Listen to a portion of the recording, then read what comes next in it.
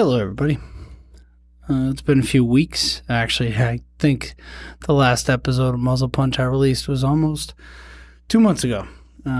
Once Thanksgiving came around, things got kind of hectic right up through the holiday season, and it was kind of tough to link up with anyone to sit down and talk and have a conversation. But I was lucky enough in that the time between Thanksgiving and Christmas to have a close friend of mine come in. He was in town, so we were able to sit down and have a great conversation.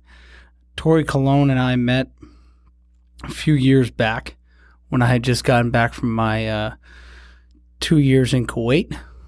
He was my warrant officer when I became the S4 of an MP battalion, and he and I became fast friends, and ever since then we have remained very close. Tori's one of those people who, when they come into your life, you are grateful for them. He's smart, he is funny, he is kind, and he's a genuine good person. He's lived life, he has learned from it, he has grown from it, and he still has a childhood-like twinkle in his eyes when you sit and talk about certain things. So he and I have had many a conversation on many topics, and it was just an absolute pleasure to sit down and have this conversation with him about a whole variety of subjects.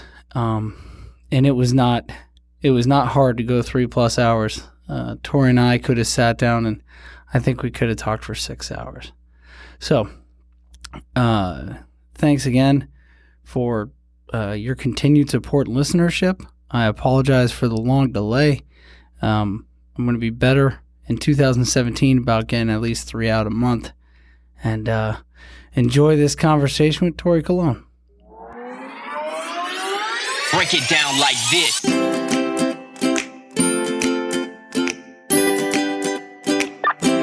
No problem. All units stand by.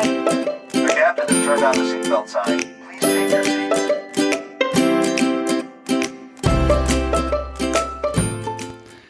All right, and we are now live. So, go ahead and introduce yourself.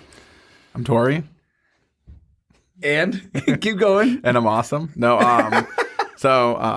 name's Tori Cologne. From Minneapolis, Minnesota originally. Rocking Long Island right now with I was actually asking that. Were you born and raised in Minnesota? Because I know you claim Minnesota. I was raised in Minnesota. I was born in Bossier City, Louisiana.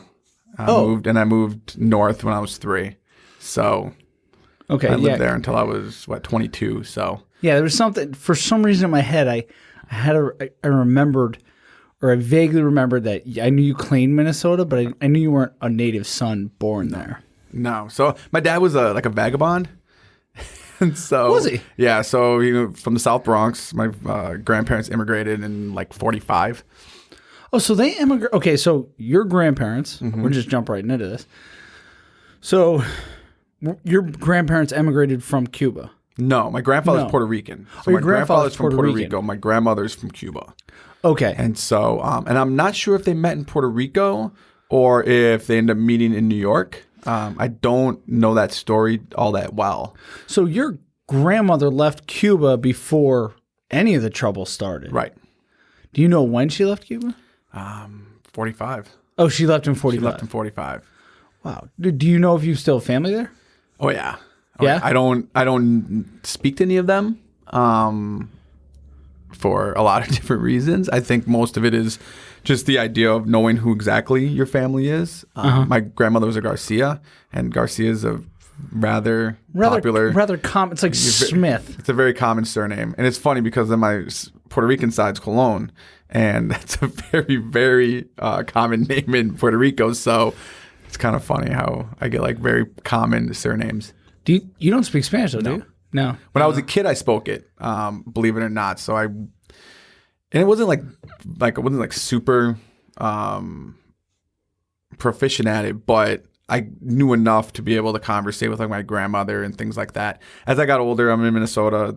There's 4 Hispanic people running around, and so you didn't really speak it at all. and my father was terrible. He had like the worst grammar. He was very slangy.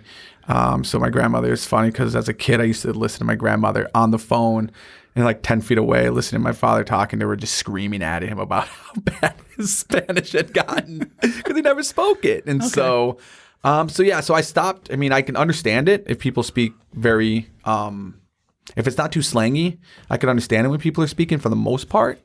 But trying to speak back, it's bad. It's really But your bad. father grew up in South Bronx. Yes. So he was born and raised. He was a native New Yorker. Yes. Okay. How about your mom? My mother's from Minnesota, which is how we ended up going back there. So my mother's from central Minnesota, like a town of like 400 people. And they met in Louisiana? Yes. I gotta ask, how the fuck your mom now is your mom like typical Minnesotan? Was she like white toast?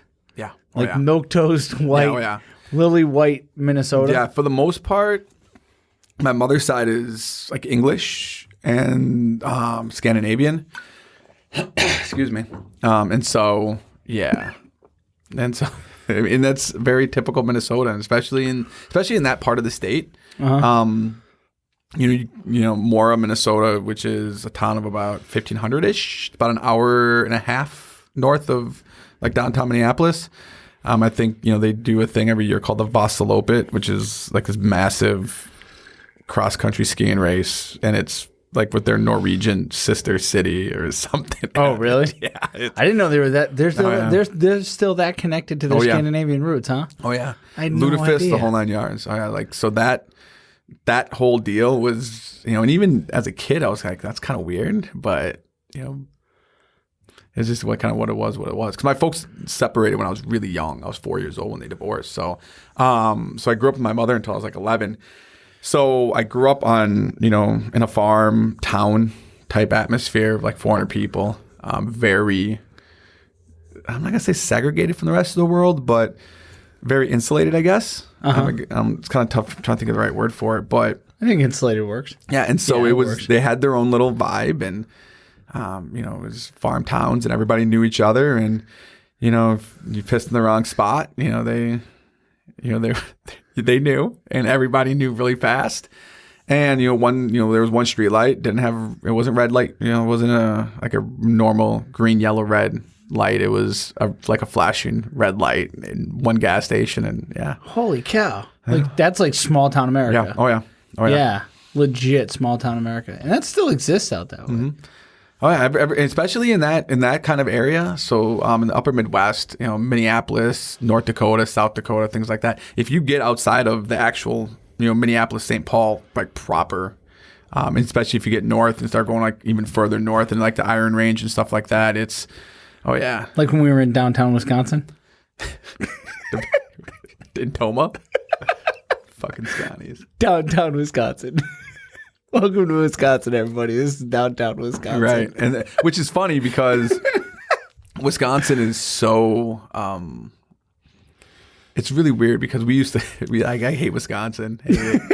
But I love Fort McCoy for some reason. Go figure that one out, right? But we used to go across, when I turned 21, we used to go across the river into Wisconsin because the liquor stores weren't open in Minnesota on Sundays. Really? Yeah. And so they still did that rule. And it's Massachusetts was like that for a long time. And then people used to go right over to New Hampshire. Right. And so that's what we do. We'd hop the border. I don't know if that's changed. They sell beer in more places now, so maybe it hasn't because they're big beer drinkers there. Yeah. Big beer drinkers. Beer and cheese? Yeah, beer and cheese. That's the way of life. And that's like, unfortunately, Minnesota's the same way, beer and cheese. So we don't have quite the number of drunks, but that's okay.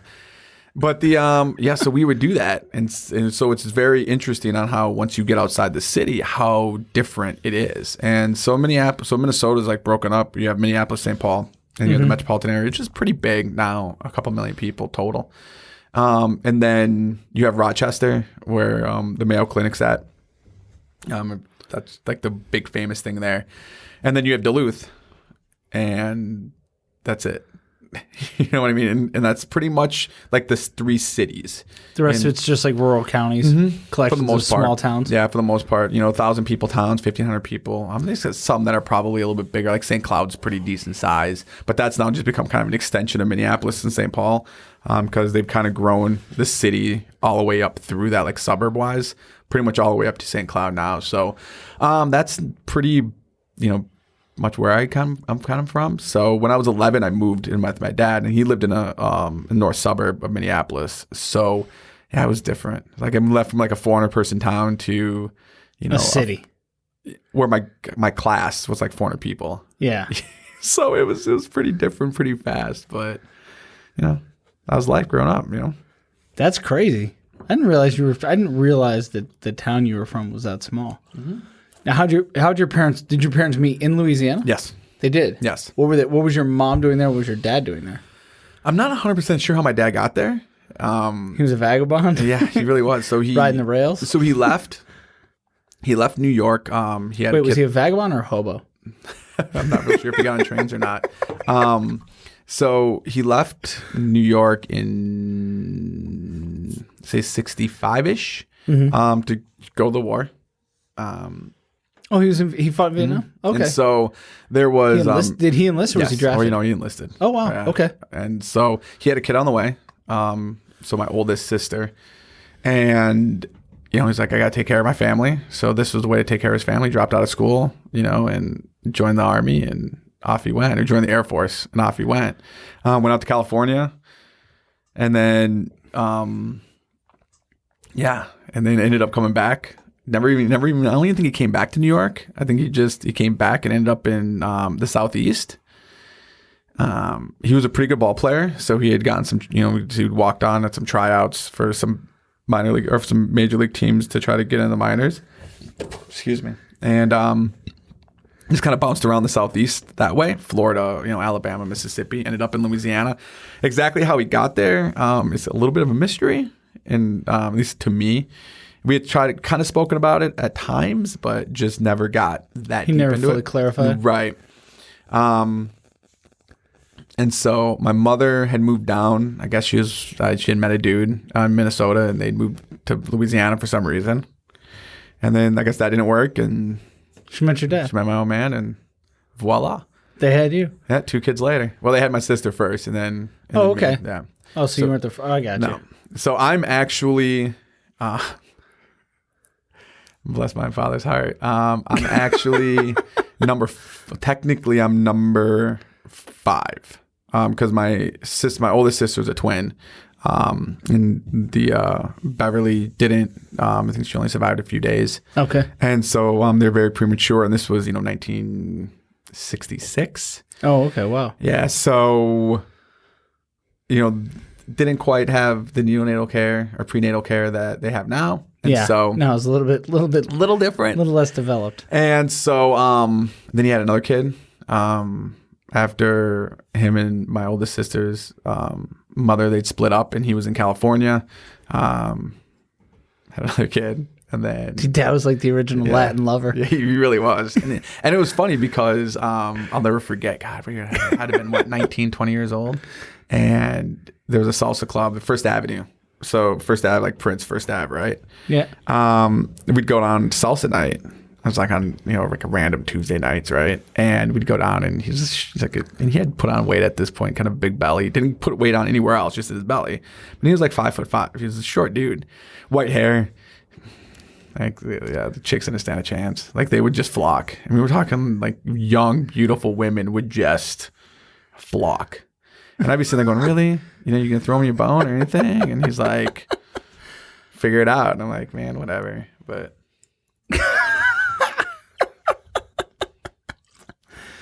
So if you're technically number 5, how many followed you? 2.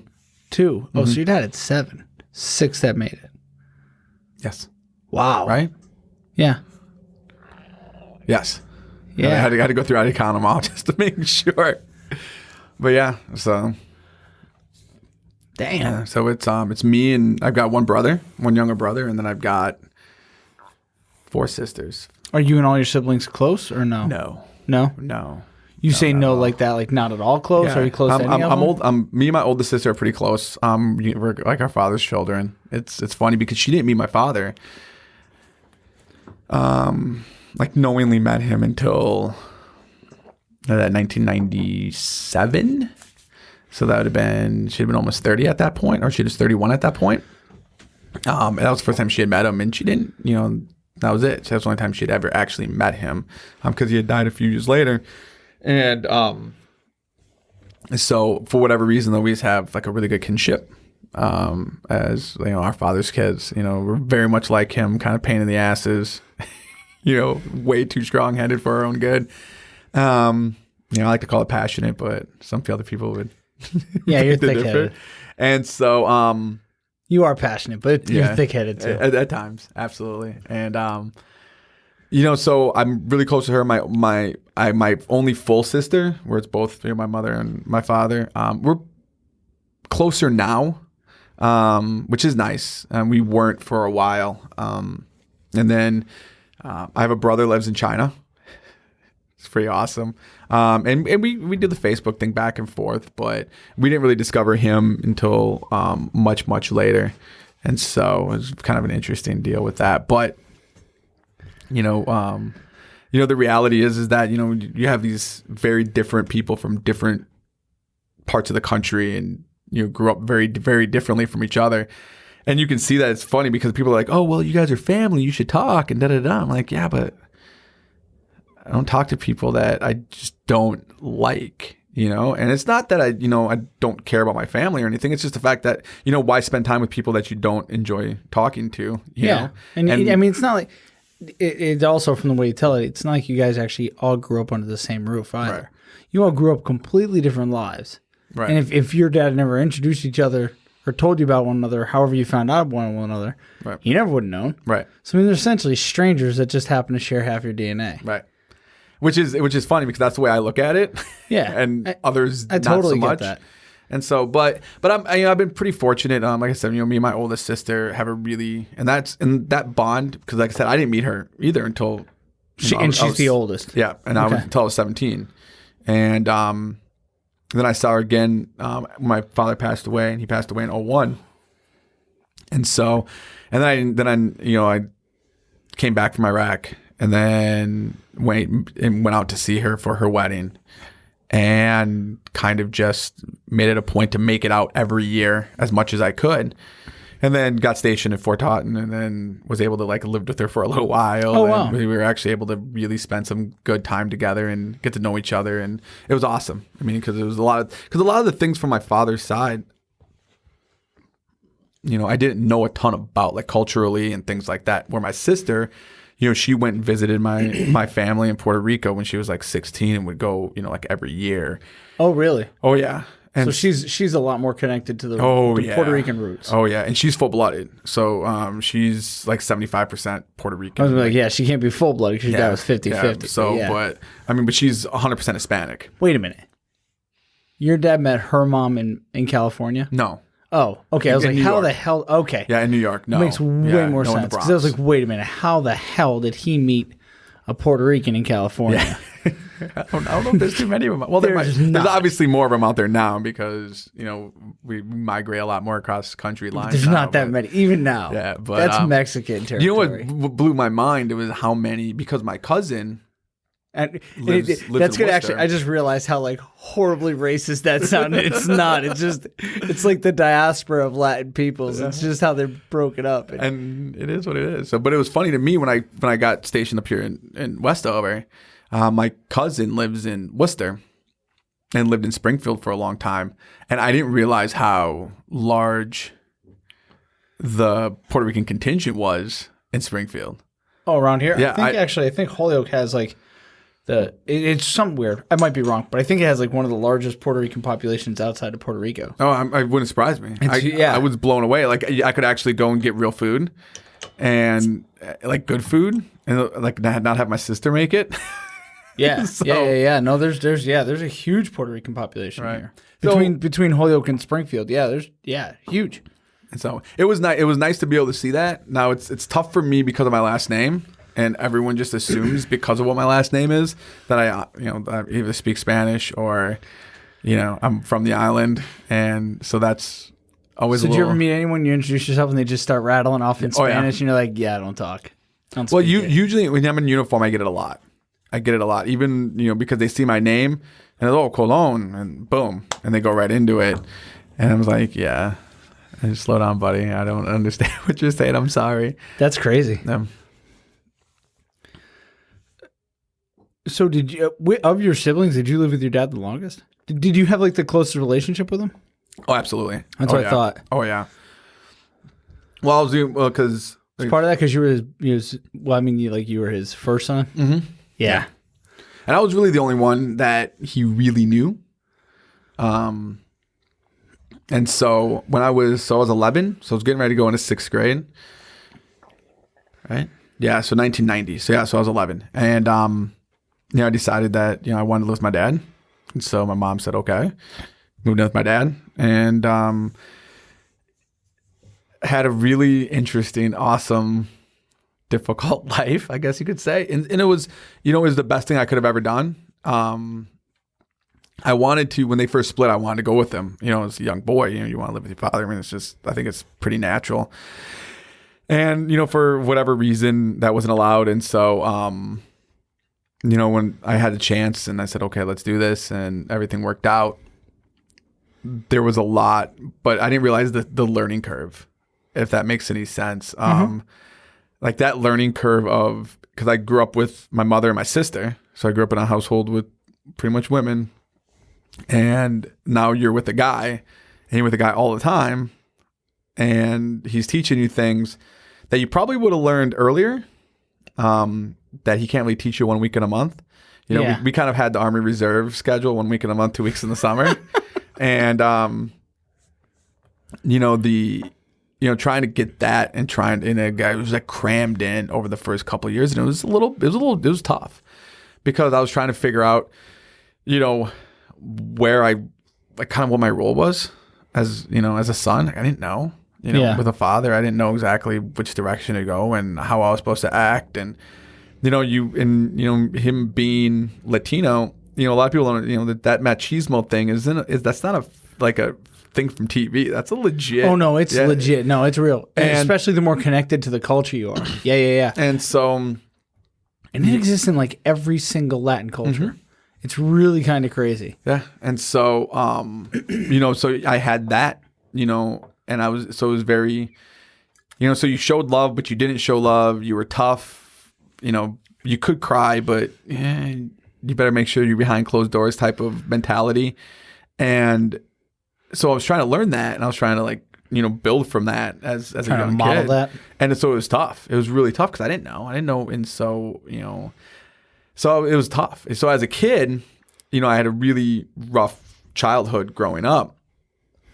And then so I go to this, and my life was pretty good. Like looking at it now, especially hindsight being 2020, I was like, holy shit, I had a really, really good life.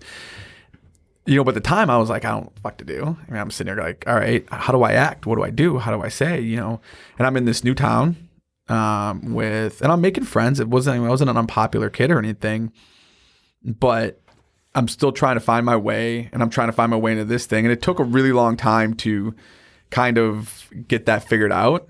And so that's helped me, I think, immensely, because my son's my stepson. Yeah. And so all of those things that I remembered as, a kid from a split household, I've been able to kind of add that in. And so, I make sure that I say I love you. I make sure that, I tuck him in at night and things like that. And, I try to, I coach him in football, which, by the way, coaching his 7, 8-year-olds is really hard. How do you coach 7, 8-year-olds in football? It's tough. It's tough. Are they actually tackling? Mm-hmm. Really? Oh, yeah. That was the problem that we had last year, because last year I had mostly 7-year-olds, and they play flag in kindergarten and first grade. And so getting them to understand that it was okay to hit each other took a really long time. Can they wrap their heads around it at that age? Like, do they understand that they're tackling someone not because they don't like them or anything like that, that it's just part of the sport, like part of the game? They do. It just takes a while to get them to understand it. Like they all, and you can physically see the aha moment. Yeah, because that's like really, for a kid that age, that's like really rough play. Like you play with a brother or something like that, or some of your close friends, like you'll wrestle and stuff.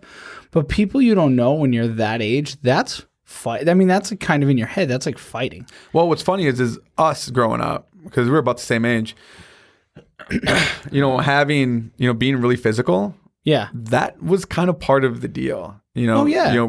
Playing two-hand touch out in the street or on gravel. Tackle. Yeah, and it was okay. There's no problem with two-hand touch. Yeah, you're getting shoved down and you're coming in and scrape knees. Even baseball was full contact. And so nowadays they don't do that. It's a much more, I'm not gonna say hands-off approach, but they handle each other a little bit more with quote unquote kids' gloves. In my head, I'm like trying to think back to when I didn't. Like I remember in like kindergarten and preschool having physical games for Christ's sake. Exactly. And so they really don't do that anymore. And I'm not saying that's bad. It's just different. It's just different way than what we're used to. So us playing tackle at 3rd, 4th, 5th, 6th, 7th grade wasn't a big deal. But these kids, so it took a really long time. It took a lot of patience to get them to understand that it was okay to smack each other around and then pick each other up and give each other a high five. How do you teach a kid that young to be a quarterback? That's a pretty high. I mean, do they pass at all? Did they try to? We did this year. We did toward the end of the year. Yeah, we started adding in. Oh yeah, we had some fun. Now is the ball smaller? Yes. Okay. Oh yeah. Okay. Oh yeah. The ball is really a significantly smaller ball. Oh yeah. But man, all the other stuff, you can teach a kid how to block. You can teach them how to tackle. But goddamn, man, being a quarterback, like throwing a ball to another person with obstructions, that's a whole different level. Believe it or not, the harder part was getting them to learn how to hand off and to like move their feet into a certain spot, because there's very specific footwork to get to a certain spot, and then getting the kids to line up in the right spot and taking the right path to where they have to go. Oh, learn the patterns. Just like running the ball. So like, running through, like running something off tackle and understanding that you have to run a very specific path because the quarterback is going to be coming to a very specific spot. And then the quarterback making sure that they go to that very specific spot. And, and we're like drawing like little X's on the ground and, screaming our heads off and just losing it. Oh, and it was bad. Like I'd come to work on Monday and they'd be like, oh, you had a football game yesterday. Because I'm like, it was bad. Oh yeah. I lose my voice. Pretty good. We had really, really good parents this year, like awesome parents. I can't say enough about how great they were. We had one of the kids, and it was funny because he was kind of a late starter, so I guess he came in maybe the 2nd or 3rd week, and we had already been kind of poking each other around a little bit, but it wasn't too physical yet because we kind of lead him into it. And I guess he came home like the first week, and his dad was telling me, he's like, yeah, he was not happy. he's like, the coach is so mean. He's such a jerk. And, then it turned into, all right, the coach is awesome. He's so fun to play for. So it's just, I'm an acquired taste. So that's so weird to me. So there's like this whole, I wonder how young it starts, but there's a concern now when it comes to like full contact and head trauma and stuff like that. But I'm absolutely ignorant, so that's why I'm asking. At that young of an age, are they able to generate enough speed to generate enough force where it's really an issue, or are you still probably about 3 or 4 years off? I think realistically, I think some of the issues would be going to the ground and their head smacking the ground more than the kids hitting each other. I think would probably be more of the concern. We're really, really cognizant of it. So we make sure that, every time that if a kid comes up and he's holding his head, he's off the field. Oh, really? Oh, yeah. We don't. Is it is there like a certification and all that stuff for coaching of Little League? So Absolutely. is that part of the curriculum? It's not quite the right word. I mean, is that part of it now? Well, it's called Heads Up Football now. That's what they call it now. And so there's this whole deal where you teach the kids to tackle with their heads up, block with their heads up, everything with their heads up. Right. The idea is everything's, if you're looking at what you're hitting, you're good. If you're not, that's bad type of mentality. But there's actual, whole parts where they're talking about taking care of the kids in reference to head trauma. And if we have any thought process at all, and I have like a whole checklist that I have to carry in my pocket. If someone's got like a bell rung, I have to go through a whole protocol with them. That's great. Have you seen a kid get his bell rung? Mm-hmm. Really? Absolutely. Oh yeah. Do you think it was like legit bell ring? No, I don't think it was a concussion. And they went to the doctor and it turned out not to be one. But we pulled him out of the game. And, I mean, they're kids. Yeah, pulled him out of the game and took his helmet off, and that was it. He didn't go back in. There's a lot of neuroplasticity too at that age. So I mean, they can take a hit and they'll be all right. Yeah, I don't know. That's what they say about babies. They're like, oh, babies will fall. They'll be fine. But yeah, so with all the concussion concerns, with the movies and the lawsuits and all this other stuff, it hurts the numbers really bad. Like we had, I guess 4 or 5 years ago, the town had, like 3 teams for every age. Yeah. And now we had to combine the 7 and 8 year olds because we didn't have enough 7 or 8 year olds to form their own team. I think, and that's tough because there is, if I could just talk, it's fear. I think it is. I don't think people realize. I don't think people realize the difference between like the stratification of level of athlete as you get further and further up that pyramid, that like mountain. Right. When you're even Texas football, right, where it's like it's God. Mm-hmm. The average, no matter how good those teams are, the kids are not delivering hits frequently enough, hard enough, and all that stuff. Like every hit's not a clean, hard hit. Right. And that's not to say that it's not good to have concern. It is, but I think there's an over concern, and I don't think people are kind of taking into account all of the metrics, all of the data. And when you look at the population group that they have looked at that caused all the concern, when you look at the NFL, there's a big difference between a 300 and some odd pound fucking behemoth that can run a 440 and just knows how to smash hitting you for 10 fucking years. And that's after you've played at a D1 school and you paid off. I mean, there's a point, I think, and they gladly, thankfully, they're doing more study and more. Now they're aware of it and doing more study on it. I think they're going to find a kind of where that threshold is. Right. And I'm willing to bet it's somewhere between a couple years of D1 and then going into the NFL. I'm willing to bet that. Does not to say it doesn't happen. Right. But the numbers are, it's probably a percentage of kids at the high school level who ever take a hit or enough hits to be of any concern. In my opinion, not a doctor, but I look at it as a total, and I look at all the kids that played football, like in our generation. I played freshman, and not to mention playing fucking stupid shit and doing martial arts and boxing and all that shit. And I've never, I'll have TBI. You know what I mean? Like I've taken some shots to the head. So I'm not saying that, but I mean that equates to someone who's played through college and all that stuff. But there's a lot of fucking people that have played at all levels and dropped off at another point, and there was no signs, no long-term damage. Right. I do think that there's a point where it depends on the level of play, and the amount of force that's being generated by those you're playing with. Well, I think now that they've gotten an idea about it, and some people complain about, oh, well, they're taking away the hits from football and stuff, but if they're forcing guys to hit, someone in the ribs as opposed to, hitting them up high and knocking them out, is that really the worst thing in the world? Yeah, I mean, you're better off playing it better safe than sorry right now. And not only that, you're the spectator, asshole. You're not the one on the field taking the fucking shot who's going to have to deal with the fucking long-term consequences of it. Right. And what's funny is that, like, statistically speaking, soccer players suffer more concussions than football players do. Head balls. And, and I would never say, oh, you shouldn't play soccer, you should just play football. But where I live, there's a large, like, soccer's the sport. Soccer and lacrosse are the two sports. And lacrosse in Long Island is pretty big anyway, but soccer's gotten very big as well.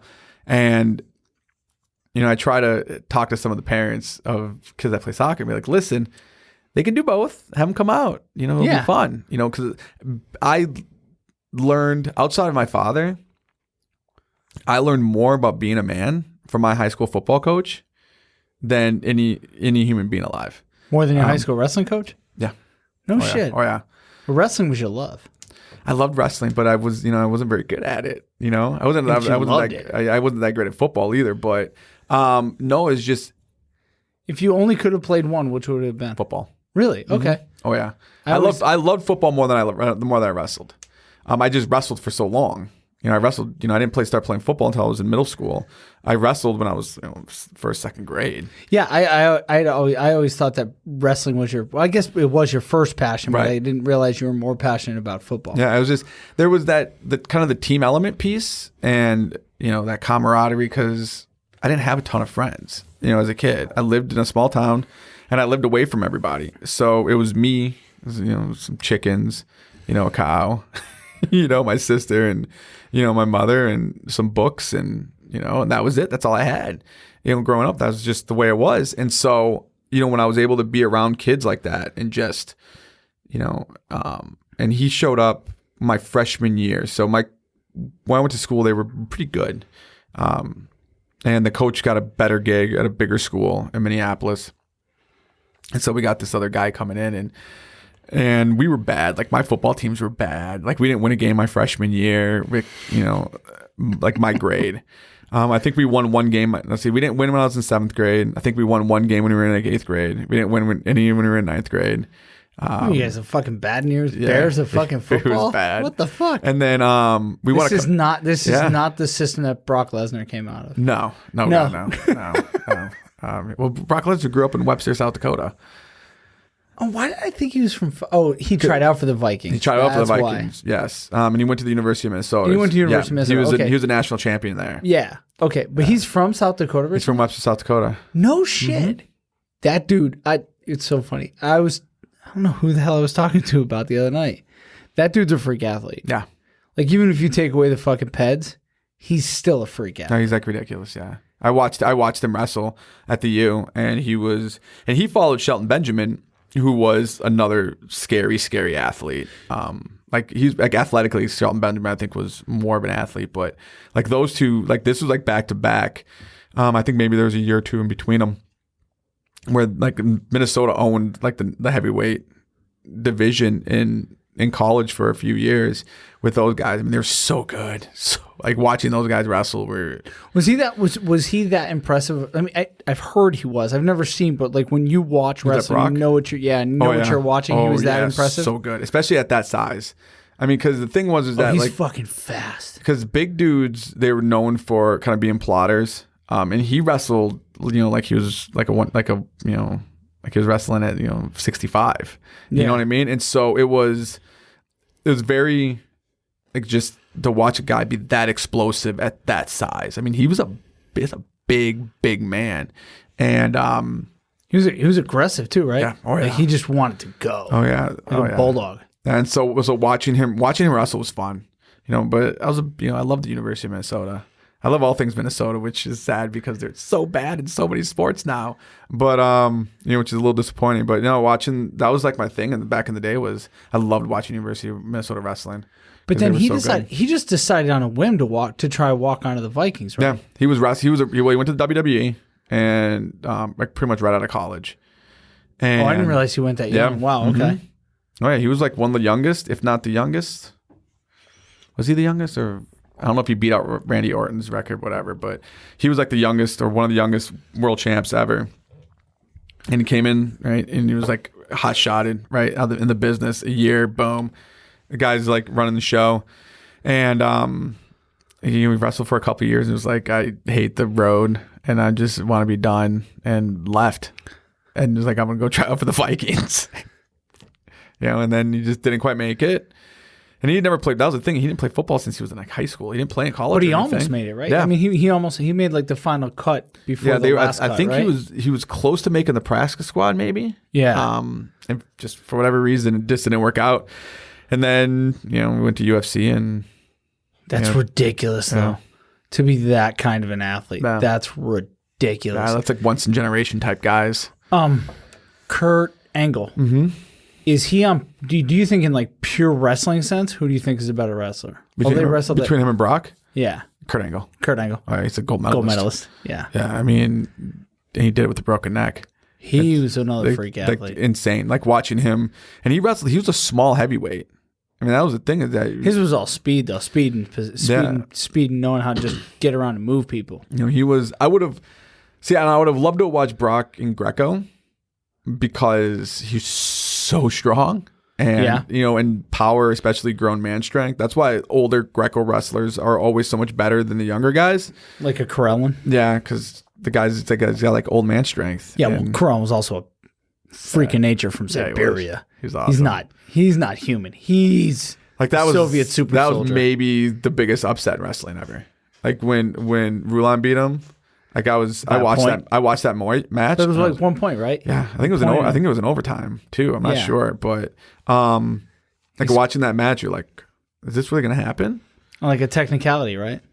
No, he beat him. He beat him legit. No. I'm saying a technicality. It wasn't a pin. It was like he prevented a pin or something like that. Yeah, he scored a point. A guy got an escape or something. Yeah, he prevented it defensively. Right. That's what I'm saying.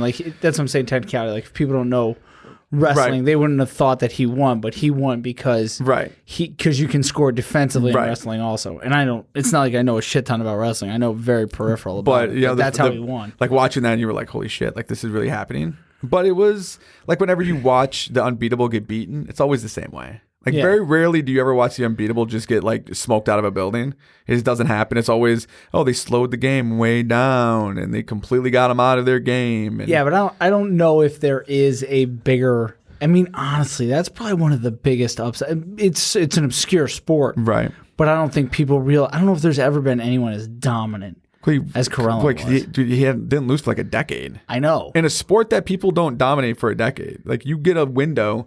Maybe you might get 2 Olympic cycles, and what I mean by that is not 2 full 4 years, like a 5 year, like a 6. You hit a 4 year, and then like a 6 year period. You hit early, and then So you'll get like world championship, then you'll do like the Olympics, and then like 3 world championships, then the Olympics, and that's it, and you're done. And that dude was like, was it 3 Olympics, and it's just obscene, and he won, and then after that he won more. So he was the most dominant wrestler alive for 10, 15 years. That's impressive. I don't care. Kevin Randleman was another freak wrestler. Who? Kevin Randleman. He was he fought in Pride and he fought in UFC. Okay. He was another dude who was another collegiate level freak wrestler. There's just like some dudes that just come out of wrestling. They just have these people don't understand the level of athleticism and freak. And I'll tell you what, I will say this though about wrestling, you'll become more of a man as a wrestler. You'll learn more about yourself as a person wrestling than you will in any sport. Like because it's the individual. I've always said that I've never met as a collective, and this is a broad stroke. I've never met athletes who have work ethic like wrestlers. Yeah, no, I don't think they exist because. I mean, you might find. I mean, obviously you can't knock like a Michael Phelps, but that's not every swimmer. But I've never met a lazy wrestler. No, you can't be. Never ever met a lazy wrestler. Like wrestler, it's just part of the culture. It's just a fucking grind. Because you'll get picked up and slammed on your head really, really hard. And it's different than like if you're on a football field and you get smacked really hard. It's a completely different feeling getting like picked up and embarrassed. I mean, I got embarrassed once and he ended up being like a future NCAA champion. But really? But he beat me better than in like 6 seconds. And I thought I was gonna fuck him up, and I walked in, and I was a bigger dude, and I know it's a cut like massive to get weight, and that's the other thing is that's still part of that culture. Oh yeah, that's not going away. It's a lot safer now than what it was. It depends on the program you're in. It depends on where you're at. In wrestling country, it's still safe. It's still safer. Oh yeah, but the cutting's still part of it. Yeah. So it's absolutely. It's not gone. It's not quite as extreme as it used to be. Like I know dudes I used to have to drop like 17, 18 pounds like in 2 days. Yeah, and these are kids. These are like kids. Spend a couple of days in a sweatsuit. In a sweatsuit with the trash bag suit running and going in a sauna. Riding stationary bikes. Super smart. Spitting into stuff. I gotta get to 52. I gotta get to 52. I weigh 153 and a half right now. I could lose a pound and a half. But no, and so I walked into this kid and I was like, I'm gonna fuck him up. And I walked and he snatched me up and he like fucking threw me and on my back and that was it. I get hard. Like, dude, he was like a farm kid and he just manhandled me and embarrassed me. It's bad. Did you ever So bad. Did you ever have a match where like a dude just grabbed your wrist and you realized, oh, like they just had like scary strength? No, that one was it. That was like, it? Like, because he actually grabbed my wrist. We locked. He grabbed my wrist and underhooked me. And as soon as he grabbed me and started to he hadn't even thrown me yet. And so this shit was like, it's like slow motion in my mind, right? Uh-huh. And so he hooks me, grabs my wrist, and he starts to throw me. And I'm like, this is gonna hurt. Like, I mean, I felt it, and I was fighting it. Wasn't going into it. Like, I was fighting it. He pretty much lifted me, because a lot of times, a lot of this stuff's leverage and momentum and all that stuff. There was no momentum. I mean, he pretty much picked me up from a dead stand, dead weight, picked me up and tossed me over his shoulder onto my back. I knew a gunnery sergeant in the Marine Corps. This is a long time ago. And this was like mid-90s. I met a gunny in the Marine Corps, and I worked with him for a very short time, who had been on the Marine Corps wrestling team. Okay. But he had been those guys are legit. Like the elite wrestlers on like different services. Yeah, those cats are legit. He fought at like 132 or something like that. Like, he was a smaller dude, and he had fought at 132. This is the first time I ever heard of Karelin. So this is before the internet and all that stuff. He met Karelin. And awesome. He was, I can't remember if he had a picture with him or something like that, where he was like sitting on, it was like one of those like weird things where you kind of do like a circus pose or whatever. But he's like, dude, that guy was a monstrous human being. And the thing he said, I mean, this is a guy who wrestles at, a high level, like you said. And people don't understand that when you wrestle at that level, there's like this freakish thing where when your sport relies upon your ability to grab someone, you develop real crazy grip strength. Mm-hmm. Like, and it's noticeable. When if you meet strongmen or you meet anyone who does a sport that is contingent upon having a really fucking rock solid, scary grip, even when they just shake your hand, you're like, oh, that's different. Yeah. And he was like that. Small dude, right? But he grabbed your hand and you're like, that's a firmer than normal firm handshake. Mm-hmm. And he said Karelin's hand was one like a goddamn fucking an ogre grabbed your hand. He goes, but he also, it was like grabbing a fucking cement block. Right. He said that's what the dude's grip felt like. I believe it. It was just, and he was like, you've never met a human being who's just that big, like head, neck, hands, big man. The whole dude just like oversized, like a living Shrek. Yeah, he was a big boy. But that was always the funniest thing about, especially in Minnesota. Wrestling is like the two kind of subculture sports, so to speak. Wrestling and hockey. Hockey's like hockey. Hockey's like so football is religion in Texas, so hockey is religion in Minnesota. I never played hockey because I can't skate, but well, yeah, it's because you're like Canada Light. Yeah, it's so bad. I was like the worst skater in the world, but those were the two sports, and it was funny because they're both wintertime sports. But like, so you'd have these farm kids, and they'd go to work, and not all the small towns had hockey programs, so all those kids wrestled. Oh, okay. And so you would get these kids that throwing hay bales and shit, and they're like 120 pounds, and they can legitimately pick up 250-pound dudes and like fuck their world up, like bad. And these are tiny guys, and so that was it was always fun to watch those guys wrestle. Especially like at practices and stuff, they'd wrestle like bigger dudes that weren't very good, and they would just, they'd eat their lunch, and it was fun. Then they come across a Brock Lesnar, and they're like, oh, yeah. So this is what happens when you take this and put it to a giant human being. Exactly. Oh, this is a different animal. Well, I don't know if you remember, but Brock Lesnar, he did the move at WrestleMania and was like busted his neck, but he used to do a shooting star press. What's that? Which is like an inverted backflip off the top rope onto a dude on the mat. So like I'm facing you and I jump up, but I do like a backflip like this way. So I stand and like, so my head's still landing forward, and he'd do that at 280 pounds. That's a big man doing a backflip that like 150 pounders do, like as wrestling moves. Yeah. That's when I saw that. I was like, shit, like this guy's going to be a star. And he was the man. He still is. Even though he just lost to Goldberg. We're not gonna get into that. I was so mad. I was like, this is like talk about the dumbest. I mean, but they're trying to make money. I mean, Goldberg's not Goldberg anymore, though. No, I'll tell you what, He's though. not the same. I will tell you what. If at 50 years old, if I looked like that, man, I'd be a happy dude. Well, I'm impressed. I'll tell you what, though. Whatever he's using, it's not using like it used to. Because I saw, I think it was The Rock took a picture of, it was him, Goldberg, and Stone Cold. Either a few months ago or like a year ago. They were at some kind of like wrestling event or whatever. And I saw I guess he took the picture and put it on like Instagram or whatever, and I saw it like floating around on Facebook or some shit. And I looked at Goldberg and I was like, yeah, he's retired. It's not the same anymore. But then I saw him at Survivor Series and I was like, oh, he jumped back on the stuff, but he's not the Goldberg he was. I'll tell you what, as far as like, I don't know was he a heel? Who?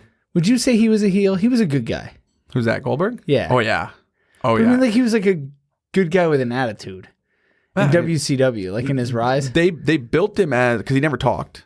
He never spoke or any of that. And he's like this mythical monster. Just, I'm going to tear through everything. And it was awesome. I mean, like that, if you were going to ever build a dude to be like the guy, he was it. That's how you do it. At least from that standpoint. Because like work rate and stuff, and they were smart because they had like the smaller guys like the Guerreros and the Malenkos and the Mysterios. Guerrero got big near the end though. God, when he got WWE, man, he got big. Yeah. But when he was WCW, he was small. Yeah, he was more like a luchador. Yeah, he was a flyer. And so the thing was that so they had their workers early, and knew Chris Jericho and those guys. They had their workers early, and then you'd have these guys that didn't have to work.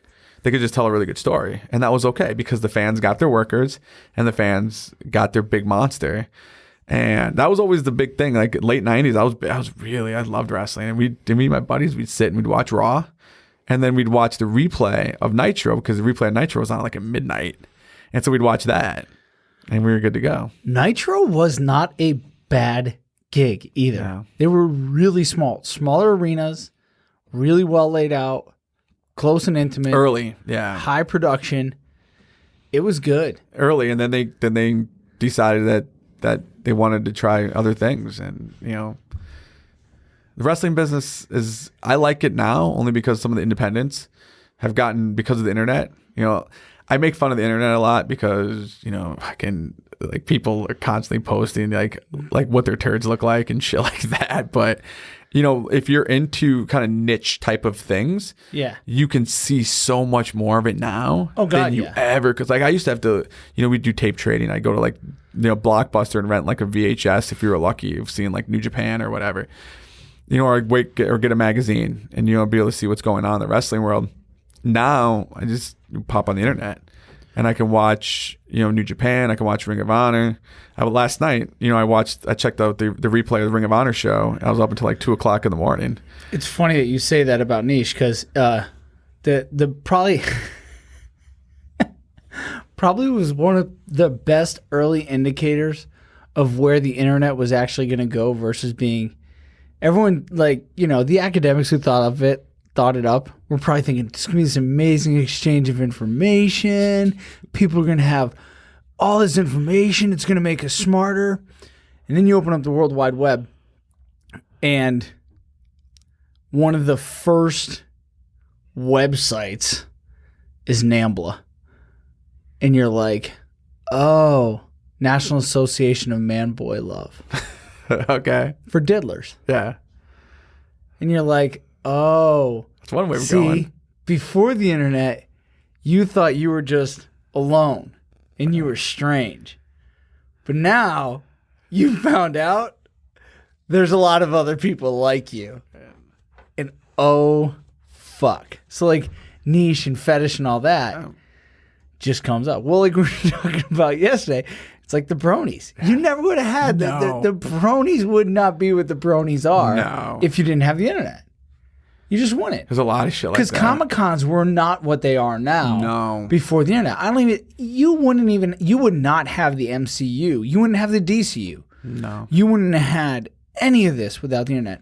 Iron Man never would have taken off the way. You never would have had any of this. Never mind the development of the technology for it, but these connections. You know what's interesting though? Do you know it destroyed the internet? Destroyed the comic book trading world. Yeah. It did. Bottom fell out. When I was older, I didn't really get, comic books were big for me as a kid because that's how I learned how to read. Well, I had this thing because I liked, for whatever reason, I read novels as a kid, like as a young kid, like 7, 8 years old, like Tom Sawyer. Oh, okay, yeah, like kid novels. That was a super smart idea. Like 8 years old. Yeah. Before I realized that it was super inappropriate and I should not be reading it at all. But and so that in comic books, and you could get like super awesome comic books for like a nickel at a garage sale or whatever. Oh yeah. And so that's kind of how I learned to read, and I got into it. I was never a DC guy. I was always a Marvel guy. Always. I mean, even to this day, outside of the original Batman TV series, which to this day I still love. It's super hokey and I just think it's fantastic. I love the acting. I like the actors on it. I thought were great. I mean, the original Batman movies with Michael Keaton, I loved. Yeah, loved them. Batman was the best, in my opinion, was the best Batman. It's funny you say that though, because if I really kind of go back, my first, and I think this is probably a lot of people's, my first interaction with comic book worlds were DC characters because it was Superman and Batman. Mm-hmm. But when it actually came to comics, once I got into them and started collecting them, I was mostly Marvel, right, with the exception of a couple of smaller publishing houses like New England Comics for the Tick, Paul the Samurai. Okay. The Tick was awesome. The original TMNT. Did you ever read the Tick comic book? Yeah. Okay. A lot of people never read the Tick comic book. I was like way older. Yeah, a lot of people first came into the Tick via the either the cartoon or the live action show. Well, what's funny is that I didn't know that there was a comic. I seen the TV show. Well, did you see the live action or the cartoon? The cartoon. Okay. And so I was like, wow, like what is this? And my buddy was like, oh, who's like really into the culture, like really, really into it.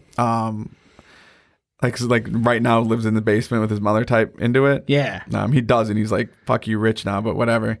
But he's just that guy, right? Like grandma's boy? Yeah. No, I own my mom's house. He's like, it's my house. Right. What? Wait. Yeah, exactly. No, guys, it's my house. He's like that dude. Still lives in the basement, but it's actually he owns the house. Yeah, it just doesn't look like it's changed since you were 15. Yeah. He's like that kind of dude. Like walks around like the dude from Big Lebowski, right?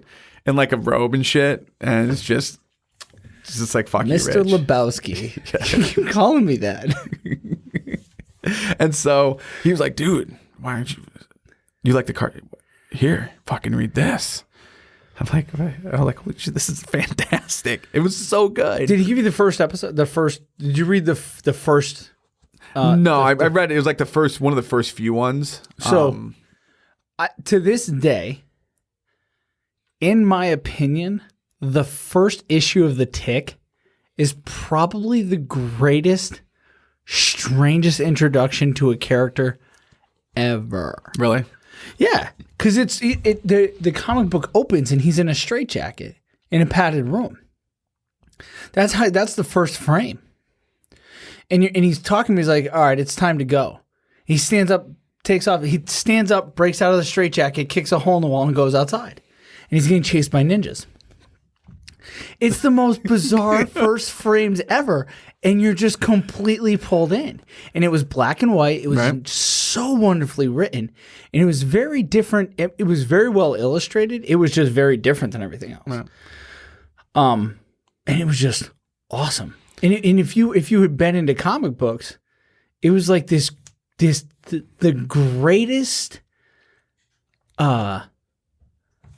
greatest, throw up to comics, and at the same time, like just a spoof on them. It was so fucking brilliant. It's funny that you mentioned something there because it's something I was thinking about the other day in reference to like movies and music and comics and all this different wide range of shit.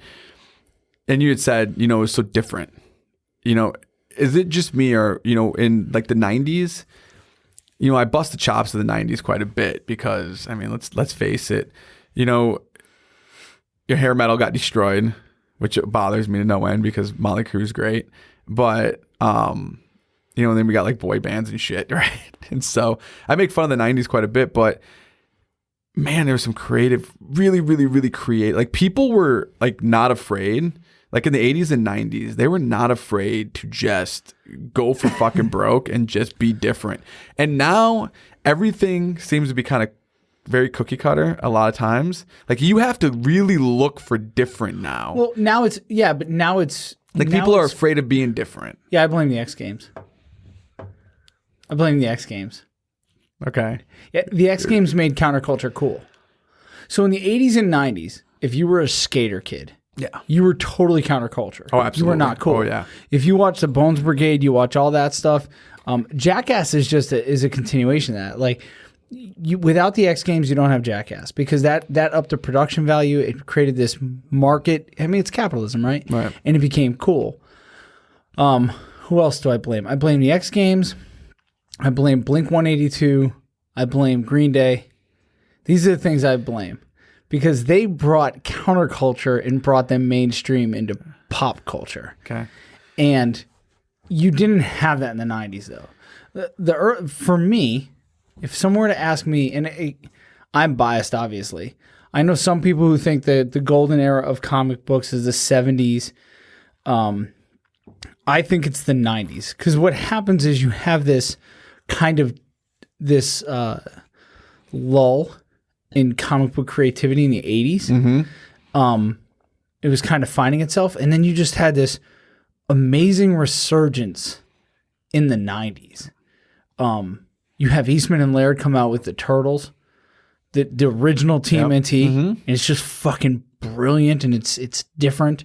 That's when you get Todd McFarlane comes out of nowhere, like this complete reimagining of all these classic characters, and like you said, like they were fearless, and it was there, and people were responding to it. I mean, you had comic book stores that were fucking awesome. Right. And the thing was that and it just wasn't, and that's what's funny, is it was not just comics. It was like everything, like movies. It didn't matter. Like people dared to be awesome, you know, and they dared to be great.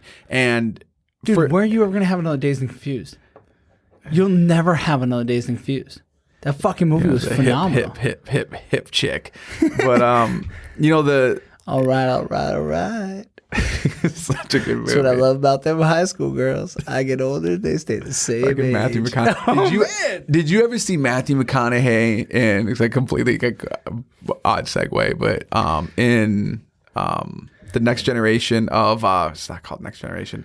And I never saw him in Star Trek. No, no, it was in Texas Chainsaw Massacre: Next Generation. He plays like a crossdresser. It's fucking awesome. Wait, so he does like a Tu Wong Fu kind of thing? Yeah, it's fantastic though. Really? It's so good. Yeah, and I think what's her name's in it? The chick who plays Bridget Jones. I know who you're talking about. Yeah, she's in Empire Records and shit. I think she's in it too. It's just Empire Records is a great fucking best soundtrack ever. That soundtrack's so good. Not ever, but that soundtrack's really good. I'm kind of stuck on High Fidelity for best soundtrack ever. That's the one with Cusack, right? John Cusack and Jack Black. Yeah. A young Jack Black. That one was okay. Small supporting. I will say, I loved High Fidelity just because this is the 80s, 90s kids. Yeah. I love a classic John Cusack. Everyone should, though. Talking to the screen. Everyone should. The only dude. Everyone should. He's the only dude it ever worked for. You know? But he didn't do it in Hot Tub Time Machine. No, he didn't. No, there are some movies. That's right, because people were really upset about it. Yeah, there's some movies he's in where he does it. Like one of my favorites, Grossly Point Blank. I love that movie. Such a good movie. But what's your favorite Cusack movie? See, I'm such an 80s kid though. Probably Better Off Dead. Yeah, I was gonna say. Yeah, that's I mean, I want my $2. For me, just the Camaro. It's just a classic. It's such a classic 80s type coming of age type movie. This is pure snow. Do you know what the street value of this is? Booger. But that was Booger from Revenge of the Nerds. Oh, Revenge of the Nerds is such a good movie. And fantastic some movie. like the star power out of that movie. Oh yeah, well, like Revenge of the Nerds is a testament to the 80s. Oh yeah, that is, yeah, absolutely. Oh, absolutely, yeah. That was the Animal House of the 80s. Yeah, it was. Yeah, Animal House is such a good movie. Like I didn't timeless. And what's funny is I saw it much later in life. My dad was really progressive in what he allowed me to see. I saw it later in life. So I was like 9 and my dad was having me watch Animal House. Yeah, and so like I grew up, like I saw Risky Business in the movie theater at like 4 years old. It's a great movie. It's a great movie. No, it's 5. Was fucking beautiful in that movie. Yeah, she was. She's still a very beautiful woman. She was God, what was it? She was in like Cape Fear or something like that, where she was in a movie like that. I don't think it was Cape Fear though. And she was just The Hand That Rocks the Cradle. Yes. Yeah. Yes. Man. Yes. Like, God, she's aging well. She was fantastic. She was fantastic in Wedding Crashers. Yeah. You shut your mouth when you're talking to me. That movie is full of great lines, and that's still probably my favorite line. It's what Yoakum's like, what the fuck? Like, everyone's like, what the hell does that even mean? That's the greatest line. But you had mentioned Jack Black, and I don't know if I ever told you this, but so I play the guitar. Yep. Oh, Tenacious D is one of the greatest. The entire reason I learned how to play the guitar. Tenacious D. So when I was a kid, and I was like, 13, and I was like, yeah, man, I'm gonna go and I'm gonna make the Sunset Strip, man. And then and then of course, 80s hair metal died, and there was no more Sunset Strip for me to go party at, but whatever. And I just never learned how to play. I just didn't have the acumen to do it. And so I'm overseas, and I'm like, dude, I've got to like do something. Because, I was on the road a lot, your adrenaline's jacked way up, and, trying to figure out, how you're going to get around life. And you're like, all right, damn, someone had a guitar, and I'm like watching Tenacious D, and I'm like, dude, if I just Pick a Destiny or the HBO show? The HBO show. So I was I liked them, because, just any of the songs. So Tribute was like the song, and I was like, oh, if I could just learn how to play Tribute. And they're like, well, what's it a tribute to? I'm like, the greatest song in the world. They're like, well, what is it? Like, he doesn't remember. Greatest song the world's ever known. And they're like, well, what do you mean he doesn't remember? I'm like, doesn't remember? What aren't you getting? I'm like, it's fucking genius. This is brilliance. I'm like, he doesn't have to tell you. Understand that this is brilliant. Yeah, he doesn't have to tell you how awesome it is, because everyone will just know it's awesome, even if no one knows what it is. I'll tell you what. The funniest thing is, like, all right, so this is me personally. That album, to me, is one of the best albums ever. I love that Tenacious D album, the first one with Tribute. Yeah. It is right up there for me with when Chris Cornell got together with the guys from Rage. Soundgarden. No, not Soundgarden. It's killing me. I'm looking at the album. I know. Doom. Oh, wait, whatever. Yeah, we both know what it is. That album is one of my favorite albums of all time. Right. That their first album together was phenomenal. And for whatever reason, like, I was listening to that and Tenacious D over and over again. I couldn't. Tenacious, that album is all Thriller, no filler. And what's funny? That's a really like odd like two albums to put side by side and listen to back to back. You know what I mean? I mean, that's very, like, you're going from like musically very different stuff. But here's the thing is that they're both brilliant. Kyle Gass is a really, really, really amazing guitar player. He's the guy that plays pretty much all the lead stuff, and which is where I get my Yahoo email address from. Oh, really? Rage Cage. KG. Cage. So the only thing that made me mad about the first album is that it didn't have Cosmic Shame on it, and I love that song. I loved I gotta find out which one. Audio Slave. There we go. Fuck. Like I said, I'm staring at the album right now in my face, and I couldn't think of it. Dude, I loved Audio Slave. What it was. Their first album, I was like, okay, that's what a supergroup should put out. Right. Because before that, my first true love of supergroup, Asia? No, Temple of the Dog. Okay. Temple of the Dog. And the reason I love Temple of the Dog is because I was always a huge Soundgarden fan. Like when the Seattle Sound, when grunge came, I was a Soundgarden fan. Everybody of my generation was always all over, as far as the ones that survived. Everybody, to people, Nirvana has like this place of eternal specialness. And I'm not necessarily fully on board with it. Eddie Vedder, though, was like a patron fucking saint of grunge.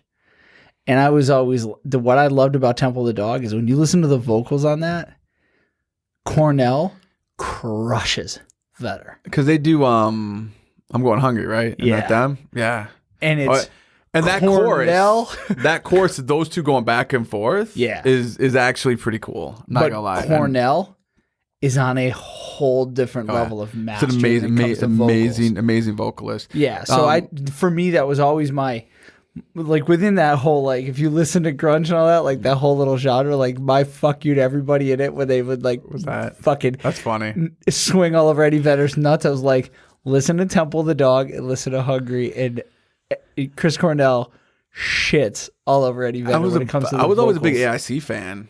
Oh yeah, that was my group. That was my group. But I don't know if they really grunge because they were kind of pre-grunge. No, they were grunge. Well, but their first albums came out before like the big grunge movement hit. So I don't really know if. Well, no, because they were a Seattle sound, right? So they're considered part of the grunge movement, right, although they were on the heavier side of it. So like any genre, right? That and Lane Staley's voice was.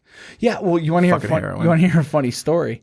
And I only know of this because I had buddies who at the time they were headbangers. So this was back when Headbangers Ball was doing tours, right? And when MTV was playing fucking music videos, Headbangers Ball. So they put together the Headbangers Ball. Yeah, they put together the Headbangers Ball video, the Headbangers Ball tour, right? And it's all fucking like straight up late night metal bands. If you're not into metal, you don't know them. Like this is the crowd that knew about Metallica when Mustaine was still with them. You know what I mean? Like old school Metallica before the fucking tour bus flip, all that. Like that crowd.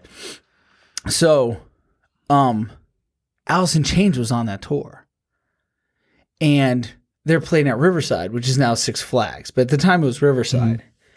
And all of these fucking headbangers come from all over fucking the region to go and see this, and they don't have any fucking clue who fucking Alice in Chains is.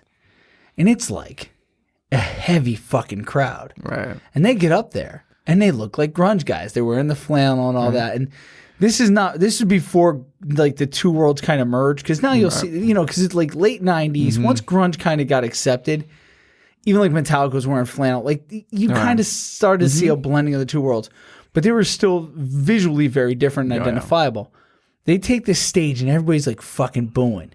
And the first fucking Cantrell hits the first fucking chords, and Staley starts fucking singing, and the whole crowd just goes, like holy fucking shit! It's fucking just awesome. But before the end of the first fucking song, they're all fucking cheering for him and in love with him. That's music, and that's the thing that I think people like when people argue about music. It's awesome. I love it. And it's because music's that one thing that no matter what, music and movies are like the two things that there is no facts. They move with people. It. You know what I mean? There's really no facts to it. Like, oh, who's the best of this? All right, I think this and you think this. And it is so very opinion based, and really no one, and for the most part, I mean, some people like shitty stuff, so those Maynard people are would wrong. Disagree with you. Okay. I'm just saying, like, but he's a crazy dude. Yeah. But Tool's awesome. Yes, but it's those Perfect Circle. Yeah, dude. See, I saw Perfect Circle live and I saw Tool live. Well, I saw Tool play. I never saw him either live. I've just listened to him, and I know, like in an audio sense, they're both awesome. Right. I saw Tool like early Tool, like Undertow tour Tool, and they were rocking out there. And before he was like behind a screen with just a shadow of himself. Yeah, it's like playing like small clubs and shit. Yeah, cool stuff. But no, but my point being is that it's great when you talk to people that like actually know music and not just like, oh, I think fucking New Kids on the Block are the greatest band ever. Like, well, why do you think they're the greatest band ever? Are you kidding me? Yeah. Like that's like the whole argument. Are you kidding me? Now my wife loves New Kids on the Block, but she's a chick and she grew up watching New Kids on the Block and she loved them. I've gained I liked punk rock. Like when they came out, I was listening to punk rock. I was listening to the Dead Kennedys. I was listening to the Misfits. I was listening to 7 Seconds. Would you consider the Misfits punk? They fell into that genre at the time. Well, I suppose late 80s Misfits, yeah. Because at that point, because Glenn Danzig at that point was out of the band. Yeah. So I wasn't listening. So when I say the Misfits, I'm talking about early Misfits, like their first cassette and stuff like that. So good. Yeah, but that was punk. And everything that kind of didn't really fit in any other genre. Like punk was a pretty big catch-all. Yeah. And there was a lot of difference because Dead Milkmen were punk. Yeah. You know, and then Dead Milkmen, and so were the Butthole Surfers.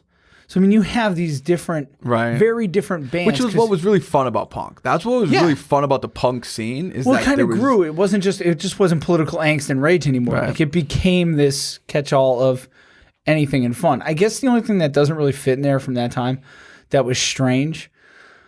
I don't think they'll ever fit into it. We were talking about the other day. We were talking about last night. Is They Might Be Giants. They were always an animal unto themselves. But everyone I know who listened to punk listened to They Might Be Giants. And the other interesting thing is that it seems like the punk crowd, those who didn't like, who kind of they wanted to believe in like the culture of punk, but they couldn't quite appreciate it because it wasn't very musically very talented. No.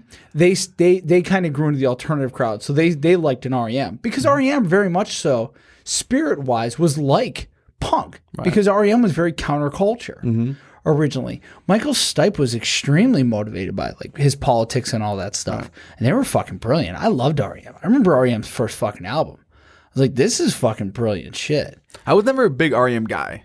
I went through a period when I was skating and stuff like that. Like that was my chill music. Like some people liked what the fuck are they? Depeche Mode. Fuck you. Oh my God, Depeche Mode. I blame Depeche Mode for fucking screamo and all that other junk shit that's out there now. It's an emo and everything like that. I blame Depeche Mode for that. That is the Robert fucking whatever. Wait, you blame Depeche Mode more than The Cure? Yeah. The Cure's awesome. I don't care what anyone says. I love The Cure. Okay, sure. I was never like Mr. Eyeliner, but man, I just even to this day I play their songs and shit on the guitar and I love it. I don't know why. I was always indifferent to The Cure, but Depeche Mode to me was like I always called them depressed mode. I was like but I loved REM. Just that's how it was for me. And that's what's funny is that, but that's the thing about music is that there's so many different like ways you can go. Like so, for example, I have this like love-hate relationship with Justin Timberlake. Like I hate him. Dude. I hate him so much because no one should be that good at everything. Absolutely, I completely agree with you. Have you watched his Netflix special? And he's like a good dude too. You know what I mean? He's a nice guy. He's not like a douchebag. And I'm like, really? Why do you have to be good at everything and be like this great guy that everyone would just love to have as their best friend? It's like, fuck you, dude. But do you want all right, so do you kind of want to feed that guilty pleasure of wanting to hate him? Do you want to feed it? I would love to. Did you ever see the episode of Punk'd when they punked him? No. You need to watch that. Okay. Yeah. Like he's crying on the curb. Okay. I might watch that. This is like it makes me so mad. But here's the thing: this is like Justin Timberlake right after he went solo. Okay, like maybe his first solo album, so he was still kind of like in sync-ish kind of Justin Timberlake, and they punked him at his Florida home, and they were like taking all of his stuff out and putting. They were saying it was all being repoed and stuff like that. And he's on the fucking curb crying. He doesn't know, man. He has no idea what the fuck's going on. It's because I'm with you. I agree with you that don't do that good and stuff, but it is one of the most wonderfully beautiful guilty pleasures. I'm gonna watch that for sure. Oh, it's the best. But that's the thing is that there's this like all these weird kind of like bands that you can listen to. So like growing up, I listened to Iron Maiden, Judas Priest, and Prince, and I don't think I've ever met someone from Minnesota who doesn't like. He's the patron saint of Minnesota. Yeah, because he's like that's our dude. You have to understand, like Minnesotans are very loyal. Fucking weird. He was a weird dude, man. He was awesome. Weird dude. You can be as weird if you're that awesome. You can be as weird as fucking want. He was extreme. Yeah, you can't knock that. He's extreme. Besides just his musical ability. As a writer, there might not have been more prolific than that fucking guy as a songwriter. Very, very talented cat. But and I would listen to everything. My dad was very, like I said, he was very progressive, so he would have me listen to everything. And Purple Rain. Yeah. And so what's funny is that my favorite groups as a kid, I loved Iron Maiden. At what age? like 5, 6. Really? Yeah. That's early for Love and Fucking Maiden. Yeah, I was like my first Iron Maiden album that I ever listened to was Peace of Mind.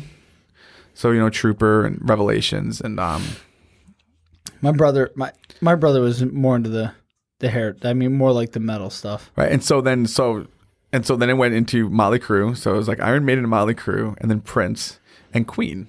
Those were like my 4 like go-tos. See that. Those were my go-tos, and of course Michael Jackson at that time because I was like 84, and Michael Jackson was. I can massive, see that because Crue is kind of like that. Crue wasn't quite rock opera. Oh. But they still had the theatrics of it. And well, in those big, and they had the hair. And I loved, and even to this day, I love, and that's why I like I like the heavy metal bands that are fronted by girls, because women bring back a lot of what was really awesome in the 80s, like these big, massive, like far-reaching vocals that would just go all over the spectrum. So like Queensryche, like Jeff Tate from Queensryche. Insane. A lot of people don't like. I wasn't a huge Queensryche fan, but I've always been like, dude, as far as vocal goes, until Chris Cornell came along, Right.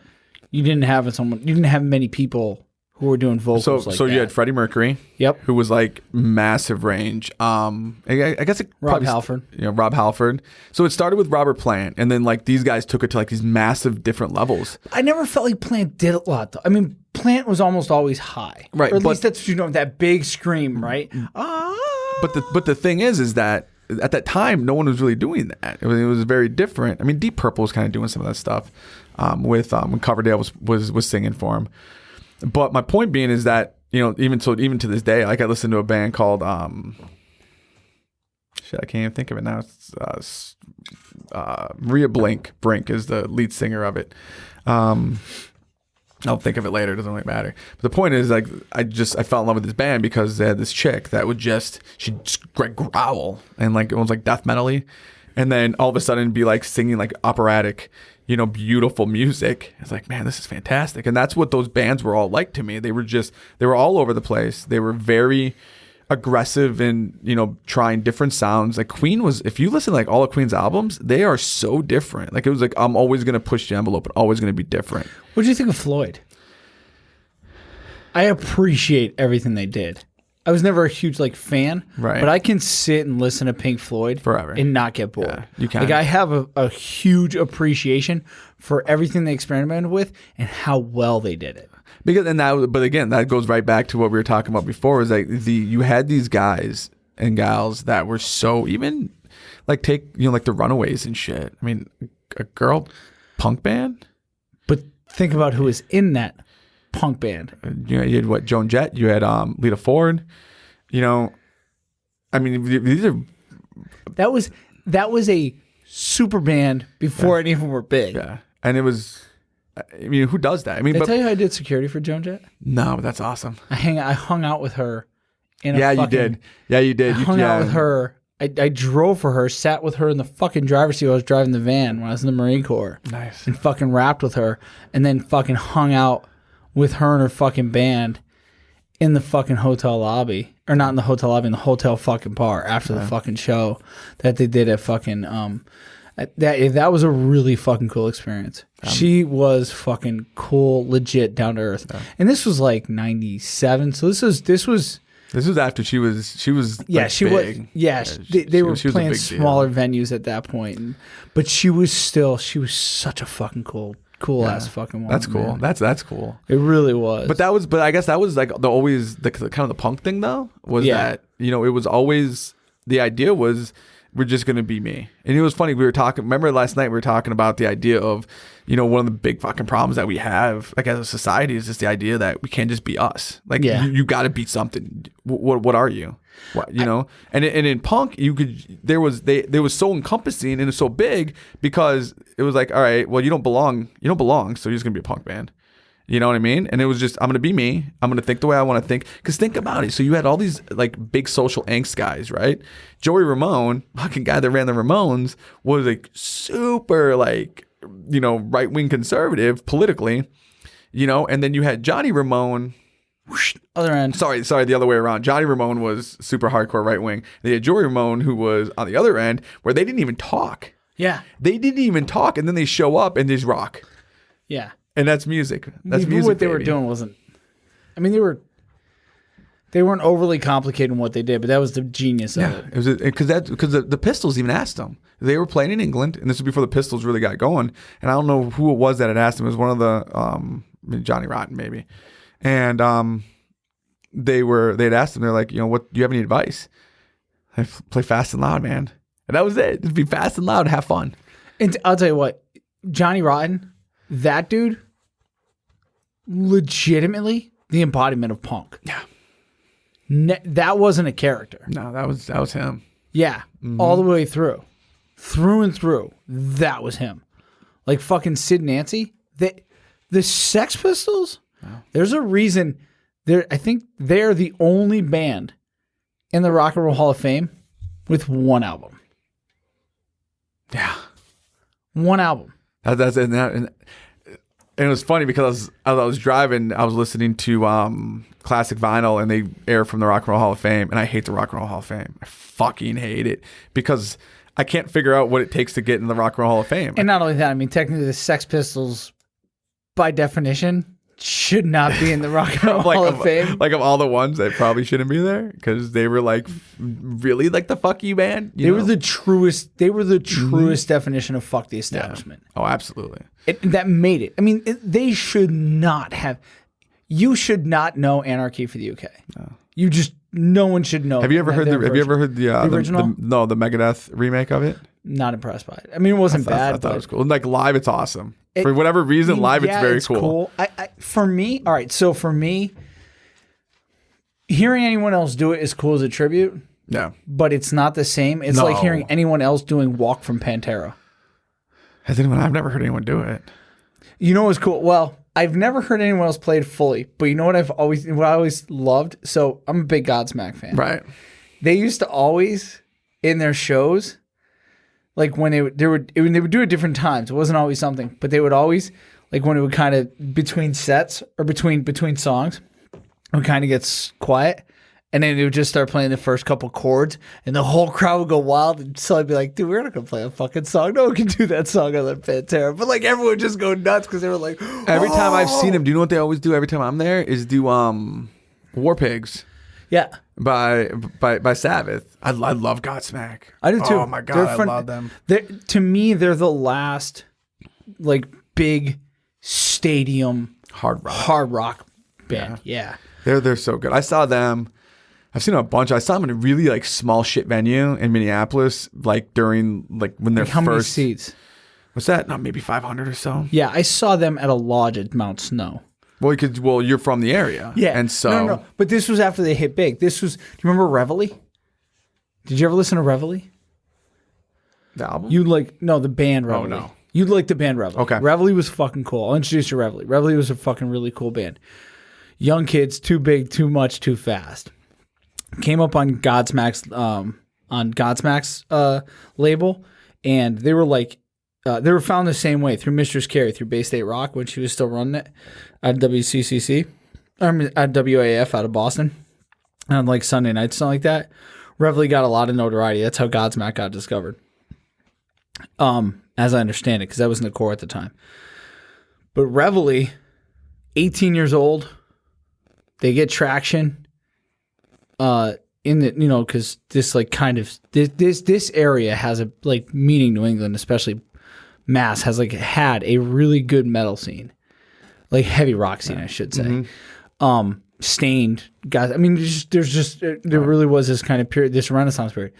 So they get signed at 18 years old, $1 million fucking deal, and they're just on the cusp of it. And like their second album, it was like just too much too fast, but they played with Godsmack right before Godsmack was going to actually go out on their like second or third big tour. They were just kind of starting to get traction. So they did like a warm-up show with Reveille at Mount Snow. Me and my buddy saw Godsmack the night before at the Webster Theater. And then we found out they were playing at Mount Snow. We called my brother. We all my buddy had like 2 hours sleep. I was like 23, 24 at the time. We fucking drove up to Mount Snow. We fucking saw Godsmack in a lodge. maybe awesome. That's at awesome. most. There were like literally the depth of this room Right. was how close you could be to stage if you were at the back of the crowd. Right. That's This is awesome. the craziest fucking thing. And they were big by They're so good. Their first album was already out. They were Yeah. big. They were such a good band, and they still are. Like I saw them. They played with Five Finger at Hammerstein. That would be a great fucking show. That would be a And it show was I so would good. really love It to was so see. good. Yeah, it was. I gotta- really I good. gotta- Hammerstein's an awesome. If you ever get in the city, you go to Hammerstein. Hammerstein's awesome. The Roseland was great, and they tore it down. Fucking dicks. I saw Motorhead at Roseland, and it was like You saw a show at CBGB, right? no. Oh, I thought you did for some reason. I think it was. I kicked myself in the ass. If I would have ever gotten a chance, I think I was already torn down or closed up before I had gotten. I know. There Before I was. moved There was. there. I think it's one of those things where I was like, I mean, it's not New York City's not far, No. and I knew of the CBGB, and had I really had a desire, I could have went and seen a show there. I'm sure. Oh, and that I will say this though, like New York City, the as much as it fucking frustrates me sometimes living there, the one thing that's great about New York City is if you're into music, everybody comes. Yeah, And course. if you're lucky, like these like kind of fringe groups that no one really listens to, and not really no one, but like that has like a small kind of cult following. So my buddy got me into this band called Dredge from the West Coast, and they're a very odd band, and they're just fantastic. And I saw them with it, not the Gramercy, this little shit venue. I forget the name of it, but that's like the cool thing about New York City is you can see all these cool bands in like these little teeny shit venues, with like 500 people, and it Yeah. sounds great. Even like Irving Plaza, which is a little bit of a bigger venue, is a cool place to go see a show. And I'll tell you what, man. Hartford gets a bunch of really good shows Yeah. in small, good theaters. Like I think the Webster's like a max capacity of like 3,000, but it's just got great acoustics. there's a big one down the road in Wallingford called the Toyota Center or something like that. That gets some really, really good shows, and that's supposed to be a cool place to see. Yeah. Concerts. I don't know. I've never been there, but let's see. I've seen I like theaters. I like anything about 5,000 feet or less because it's still enough room for like there to be a good floor. And number one, it's all general admission at that point, so there's no seats, right? It's all general admission. There's a floor. If you want to get in the pit, you can, but if you don't want to, you can sit back, hang by the bar, and it's just it's intimate, but it's big. And he's got good. They have great acoustics. nice. It's just it's a really great experience. That's kind of, for me personally, that's what I like. Like if I'm gonna go see a show, I want it to be, it's loud, but it's not obnoxious. Does it make sense? Like you don't absolutely. need earplugs. It's not obnoxiously loud because there's good acoustics, so it's good quality sound. Yeah, There's a place called the Paramount in Huntington, New York, which Okay. is maybe 15 minutes from my house, and that place is awesome. That place is so good. It sucks though because with the baby, it's tough to go see shows like I used to. I mean, when I first moved to New York, so this had been 08-ish.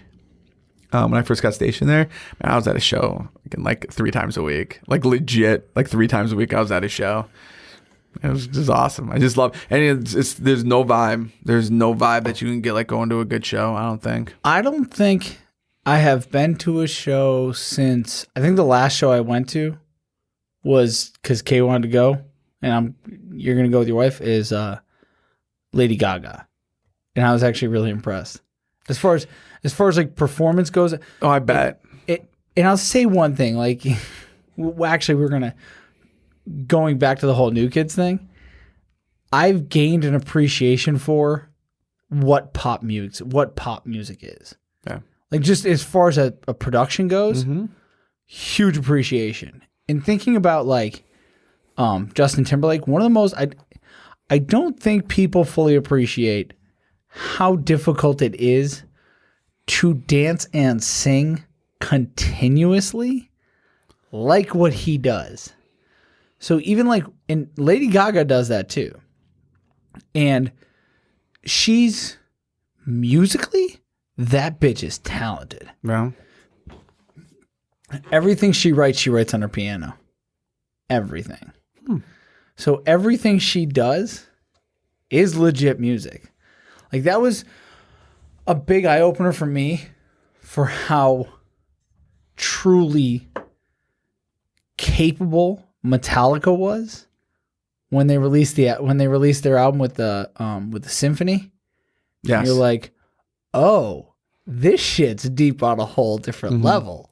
Because when you put this entire orchestra together with it, it sounds amazing still. Mm-hmm. You know? So, and that's how she's a composer, is what she is. It just so happens that her medium's her medium's pop. Right. And I'm like, and it's deliberate. It's purposeful. Her whole goal is to elevate pop as an art form. Right.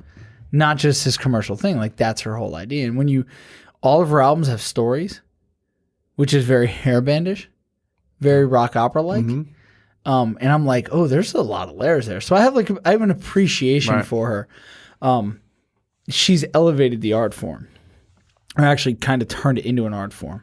But I mean, like Justin Timberlake's a different animal altogether. Well, Justin Timberlake reminds me of just a today's Michael Jackson. I was actually going to say if you were gonna say who was more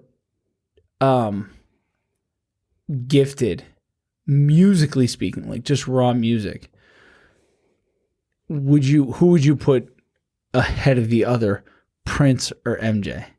Prince as a musician, Prince. Because I'm saying Michael Jackson as an entertainer, Jackson. So I'm saying musician isn't like a performer, someone who hears and makes sound, because there's something that MJ did vocally, and his voice was his instrument. Yeah. That was the difference. That was the big difference, is that Prince's... The only person I've ever seen do anything like what MJ did vocally was James Brown. James Brown is a precursor to Michael Jackson. Oh, yeah. Well, he did. People don't have an appreciation for what James Brown Did you ever was. see that documentary, The Jacksons, or something like that made for TV, Jacksons, The American Family, or something like that? No. It was like on VH1. You see it on VH1 Classic every once in a while. And their like kind of tryout at Motown was Michael Jackson singing James Brown stuff and doing like the James Brown dancing and stuff like that. Really? That's what they showed. And I mean, how true it is, I don't know. Yeah. But that's just so funny that you said that, because like, oh, look at that. You know, they did a James Brown thing. But Michael Jackson was so... I don't think people understand. Like, if you weren't alive and around during that time, you can't understand. It's like there's no way for me to understand the Beatles and MJ you know what I mean? spanned decades. No. Like we know MJ of the 80s and 90s. Right. We know Thriller on. Yeah. That's the same person who was the Jackson 5, ABCs and 1, 2, 3. Mm-hmm. That's insane. Right. But it's funny is that if you weren't around to see that, Yeah. you know, just like I can't, because people are always like, well, the Beatles were so great. And I'm like, well, how influential really were the Beatles? You know, this is me thinking, you know, because, you know, I get just pissed off about the Rock and Roll Hall of Fame and the fact that Judas Priest and Iron Maiden aren't in, but that's a whole different thing. And, you know, but people talk about being around in the 60s when like Beatlemania was going on, or being in the 50s with the whole Elvis thing.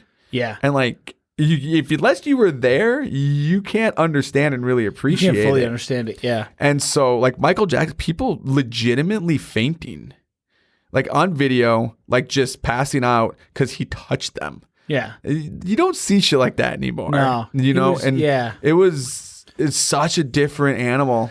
The only person to ever approach his level of stardom, in my opinion,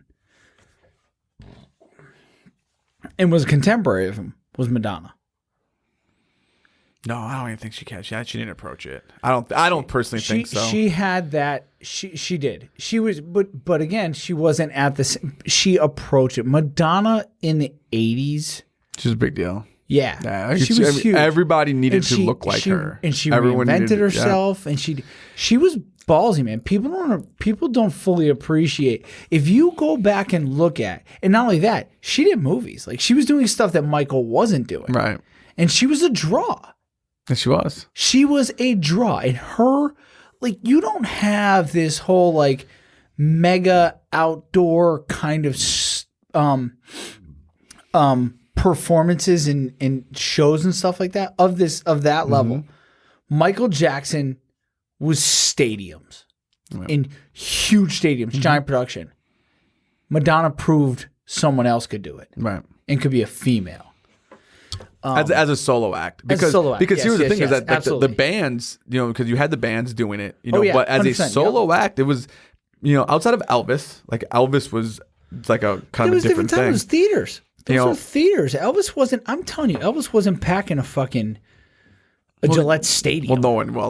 Could have they even tried it at that point? No, that's what I'm Maybe, saying. you Like, know? yeah. Like production wise, that'd be interesting to go back in time and see. But the just that idea though of like solo artists doing that was because bands were doing it. Yes. Yep. But could a solo artist make a sound big enough Yep. for an arena? And that was always the question. But yeah, Madonna was a big deal. Like I'll never forget, but everyone needed to, like every girl wanted to be like Madonna. And then she started singing about like being a virgin and shit. And some of that is stuff that she kind of went down. And that was ballsy. Like to go down those roads at that time. Are you kidding me? Papa Don't Preach? Because that was during fucking insanely because ballsy. that was all during the Tipper stuff where Tipper was trying to destroy like a lot of music that a lot of us really loved, and Well, I mean, so all right. So we were talking about like comic books and I said the 90s, but you want to talk about like a generational decade as far as music goes was the 80s, because at the same time you have MJ and you have Madonna, you have Two Live Crew. Yep. I mean, you have, and that's like late 80s, early 90s, but you have like Two Live Crew and NWA. I mean, you have the beginnings of fucking gangster rap. And not only that, but like Two Live Crew is not gangster. I mean, Two Live Crew was fucking social movement. But I mean, you have some seriously fucking powerful, influential fucking music genres starting. Well, you even go back to, I mean, even if you went back to like Run DMC and Beastie Boys, Absolutely. People don't realize that those guys were able to be street without ever saying a curse word. They were able to be street without ever, doing anything for shock value. And it was, and what it was, but the thing was, is that guys like that opened the door for these other groups to be able to then experiment with being a political group, because they didn't have that from that culture within a musical piece. You know what I mean? That you just, because it was, and I hate to say it like this, but there was probably, maybe I'm wrong, but it almost seemed like there was, well, we're happy to be here type thing. So maybe. I and remember, so once they were able to kind of take once Run DMC got big, a lot of those groups were able to kind of take the shackles off from a rap standpoint and start getting a little bit more aggressive. And then you started getting, like I said, the Two Live Crews and the NWAs, which was fun. well, I'll tell you what though. Yes and no, but I'll tell you what. Here's the interesting thing. If it weren't for NWA, this is my belief, and this is based upon a conversation I had with my dad. If it weren't for NWA, hip hop and rap probably wouldn't have taken the hold it was. Because NWA went back to the roots of like what blues did. So blues told a story, and that's what made country always so. Like country is a white man's blues. It really was. Like old school country was white man's blues, right? And to use very broad generic terms. But if you understand the context of when those things were in their infancy and their decades, you understand the reality of that. But NWA, those guys were ballsy because they were telling the truth of what was happening on the streets that they lived. Right. They were telling a story. And when you tell a story, it lasts. So you throw on any of the shit that I can't stand most hip hop today that I hear. Right. It just, I'm like, this is fucking junk. Now, granted, I hear all the mainstream stuff. I don't listen to the underground shit. I know there's probably some really good underground stuff out there now, but like a lot of it's junk. But you throw on NWA, it's fucking timeless. You throw in fucking Naughty by Nature, it's fucking timeless. That shit will last forever. And it was, and like I was saying before, it was just, again, it was, we're going to dare to be great. And we're going to dare to, kind of shove it in people's faces. Like, this is who the fuck we are. And, and this is happening. This is our story. Fuck you. You're going to listen. And here was the beauty of it. If you didn't like it, guess all you had to do? Turn it off. And you know what? And no one busted your balls for it. But when you went to that party, guess what was playing? When Chronic came out, that was, and I grew up in, a very suburb, Minneapolis suburb. And that was, if you did not have the Chronic, then you were a headbanger. I mean, those were your options. Either A, you had the Chronic, or B, you were listening to the Black Album. You know what I mean? I mean, that was the kind of the dichotomy at the time. But everyone was listening to Chronic. I mean, that album was. People don't appreciate how much hip hop has spread the American culture. So if you go back to when I was in, or when we were in high school, when we were in high school, if you were to go to Europe at that time, and you were to wear a baseball cap, it was the easiest way to pick out an American. Now, people wear baseball caps all over the world. That is not because of baseball. That is because of hip-hop culture. Hip-hop, and that hip-hop specifically, those foundational hip-hops of the late 80s and early 90s, and what grew out of that, has spread globally, and has had a huge impact in a culture, in as far as American culture spreading through music, which goes back to what you were saying, like how music is this amazing medium. Yeah. Hip hop's been hugely influential in shaping and changing the world. And I don't think people really fully understand that. I think people, especially now, younger kids, they just kind of take the world for granted the way it is. But hip hop changed the collective psyche of the world and has made it a better place. Well, I think a couple of things did. I think from a musical standpoint, I think hip hop did, and I think punk did. I think those two, for the most part, and I mean, and you can probably mix in some of the other ones, obviously, but just those two, and like talk about from our vantage point of our lifetime, I'm sure the initial rock invasion and things like that had probably a lasting effect, obviously, but yeah, I mean, it's a just stuff that we could see, because you look at the DIY culture of punk. I mean, when you look at that, and like a lot of these upstarts and a lot of these, the 90s, the internet, shit like that, those were DIY guys. Apple, the computer, all that shit. Those were DIY. These are cats that were sitting in a garage. And yeah, they may not have been listening to Black Flag, but the point being, great band, by the way. Yeah, awesome band, is that they were going out of their way to be DIY. Talk about an awesome dude. I would love to hang out. I would love to sit down and talk to Henry Rollins. Do you know why he's awesome? Because we have the same size neck. It's pretty awesome. Me and him, if I had my hair just like his, and you put it side by side, be like, wow, those dudes are awesome. They don't have necks, but that dude is, and that's a smart dude. And he's a deep dude. Yeah, there's a movie, I can't remember which one it is, but it's him and Flea. No, it's Anthony. I think it's him and Flea are like in a truck, and they're like all revved up and.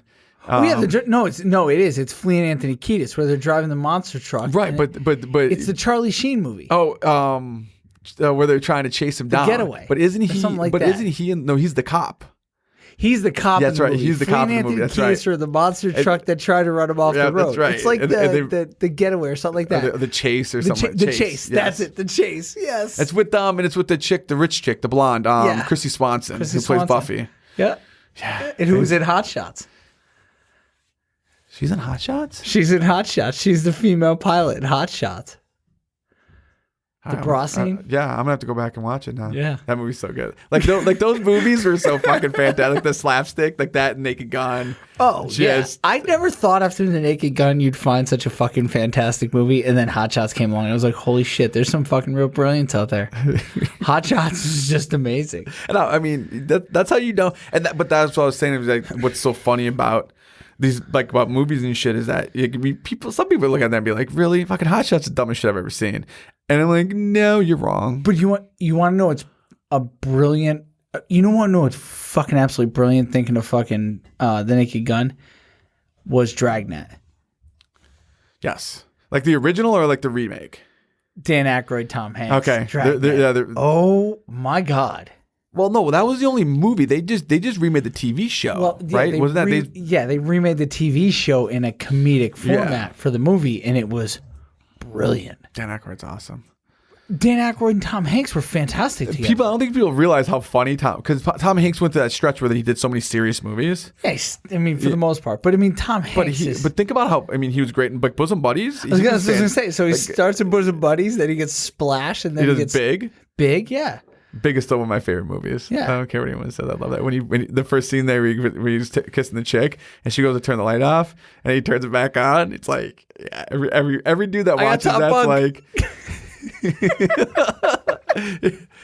It's a glow in the dark compass ring. That way you don't get lost. Yeah.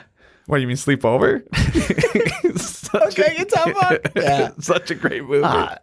Big was fantastic. He was.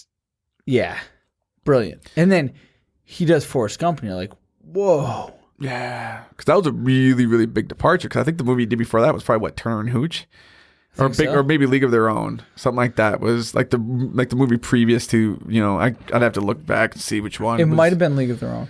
But the point being is League of Their Own. I'm almost positive came before Forrest Gump, but we did Forrest Gump. Well, his first serious turn before Forrest Gump, though, which was the real departure, was Philadelphia. Yes, which was a really good movie. I liked it. I thought it was fucking brave. And anything that tells us a good story. I mean, this is what's awesome about like any kind of medium like that is that you can be super aggressive, and as long as you're telling a good story. Even if you look at the stuff that's about, right? And you could, whatever it is, and you're like, I don't want to watch a movie about war, right? We'll say Platoon, perfect example, right? So you watch Platoon, and you're like, I don't want to watch a movie about war, and you watch it, it's a great story, so therefore it's a good movie, even though some people may not like it, but I like it. Platoon though is so much deeper than that. Platoon's a coming of age story. Yeah. Like I said, it's even though it's got all these other things going on, and you may completely disagree with it, because it's got a good story, it's a good movie. Speaking of Oliver Stone, have you seen, this is on Netflix too, Oliver Stone's The Untold Story, The Untold American History or something like that? No. I just watched the first episode this afternoon. Holy fucking shit. It's good. Yeah. Yeah. And I was kind of going into watch. I was like, all right, if Stone's doing it, there's an agenda behind it. He's trying to he's going to go conspiracy theory and all that. No. Really? Chapter 1 is World War II. Okay. And I was like, yeah, okay. I mean, that's legit. That dude's responsible. But here's the thing: people don't realize that dude's responsible for some really, really epic movies. Yeah, because he's a brilliant dude. Because what was his role? Was he the director of Scarface? I don't know if he was involved in Scarface. I thought it was Scarface he was involved in. I know he's involved in Scarface. I thought he was. I think it was him and maybe it was Apocalypse Now. I don't know. It doesn't really matter. The point being is that his shit goes back to the late 70s, early 80s. I know that. Yeah, I mean he goes because I'm trying to think of because it wasn't Platoon. Platoon was not his first one. No. And Platoon came out in 86. He did Born on the 4th of July. That was way later. He did God, was he involved in Gardens of Stone? No. I don't know. It's gonna drive me nuts, so therefore now I have to IMDb this shit. So go ahead, IMDb it. I love IMDb. It's like one of my favorite apps. Wikipedia too. But he's all right. So do you know what his connection to Quentin Tarantino is? No. They're probably drug buddies. No, Tarantino wrote Natural Born Killers. Really? Yeah. And then, as the story goes, he was really fucking pissed off at what they did with the screenplay.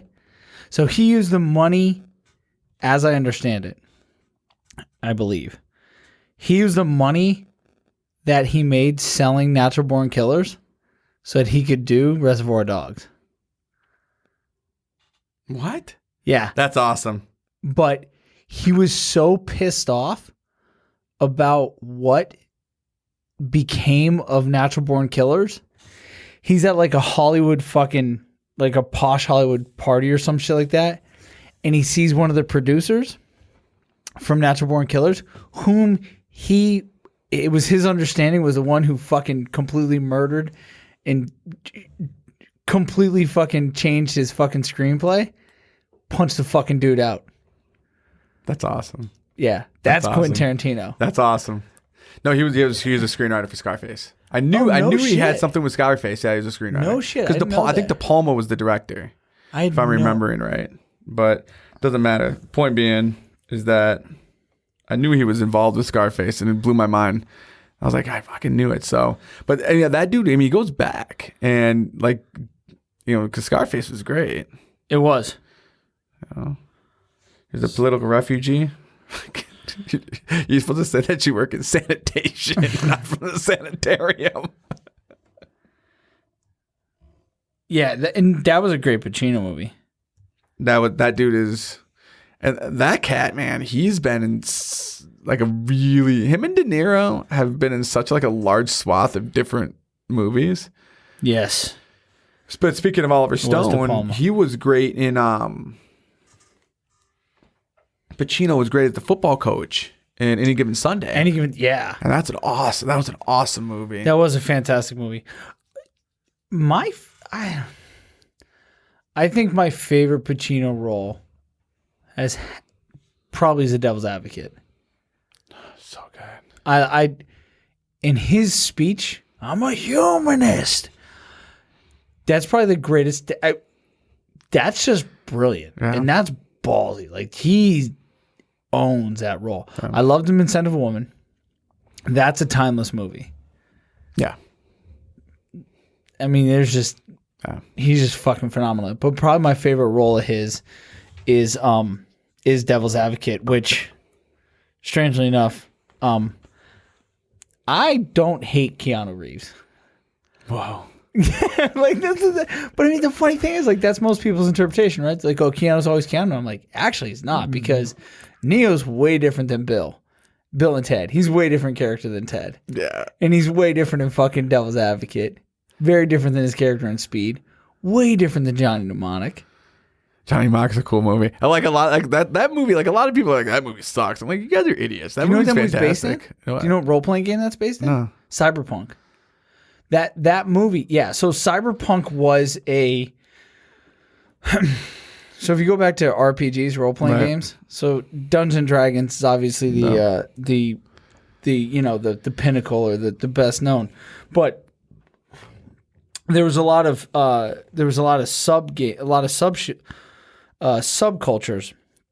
of RPGs, and Cyberpunk was the first one that I know of. Was the first attempt of kind of like telling a techno future kind of game. Right. And you could have, so you'd like character classes and all that stuff, but Johnny Mnemonic, the movie, is based upon the world of Cyberpunk. Okay. Yeah.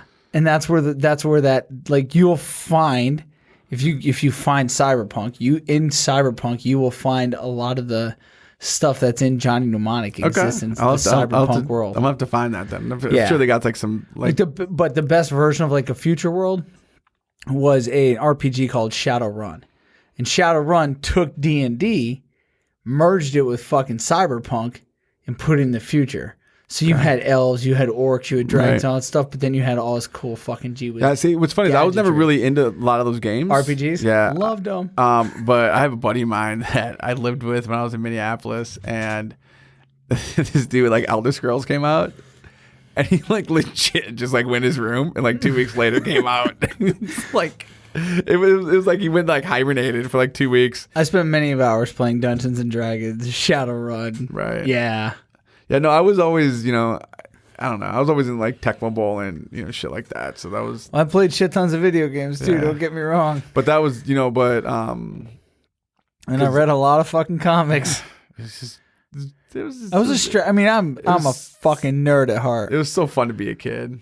Yeah. And that's. But I was a skater and I was a punk too. So.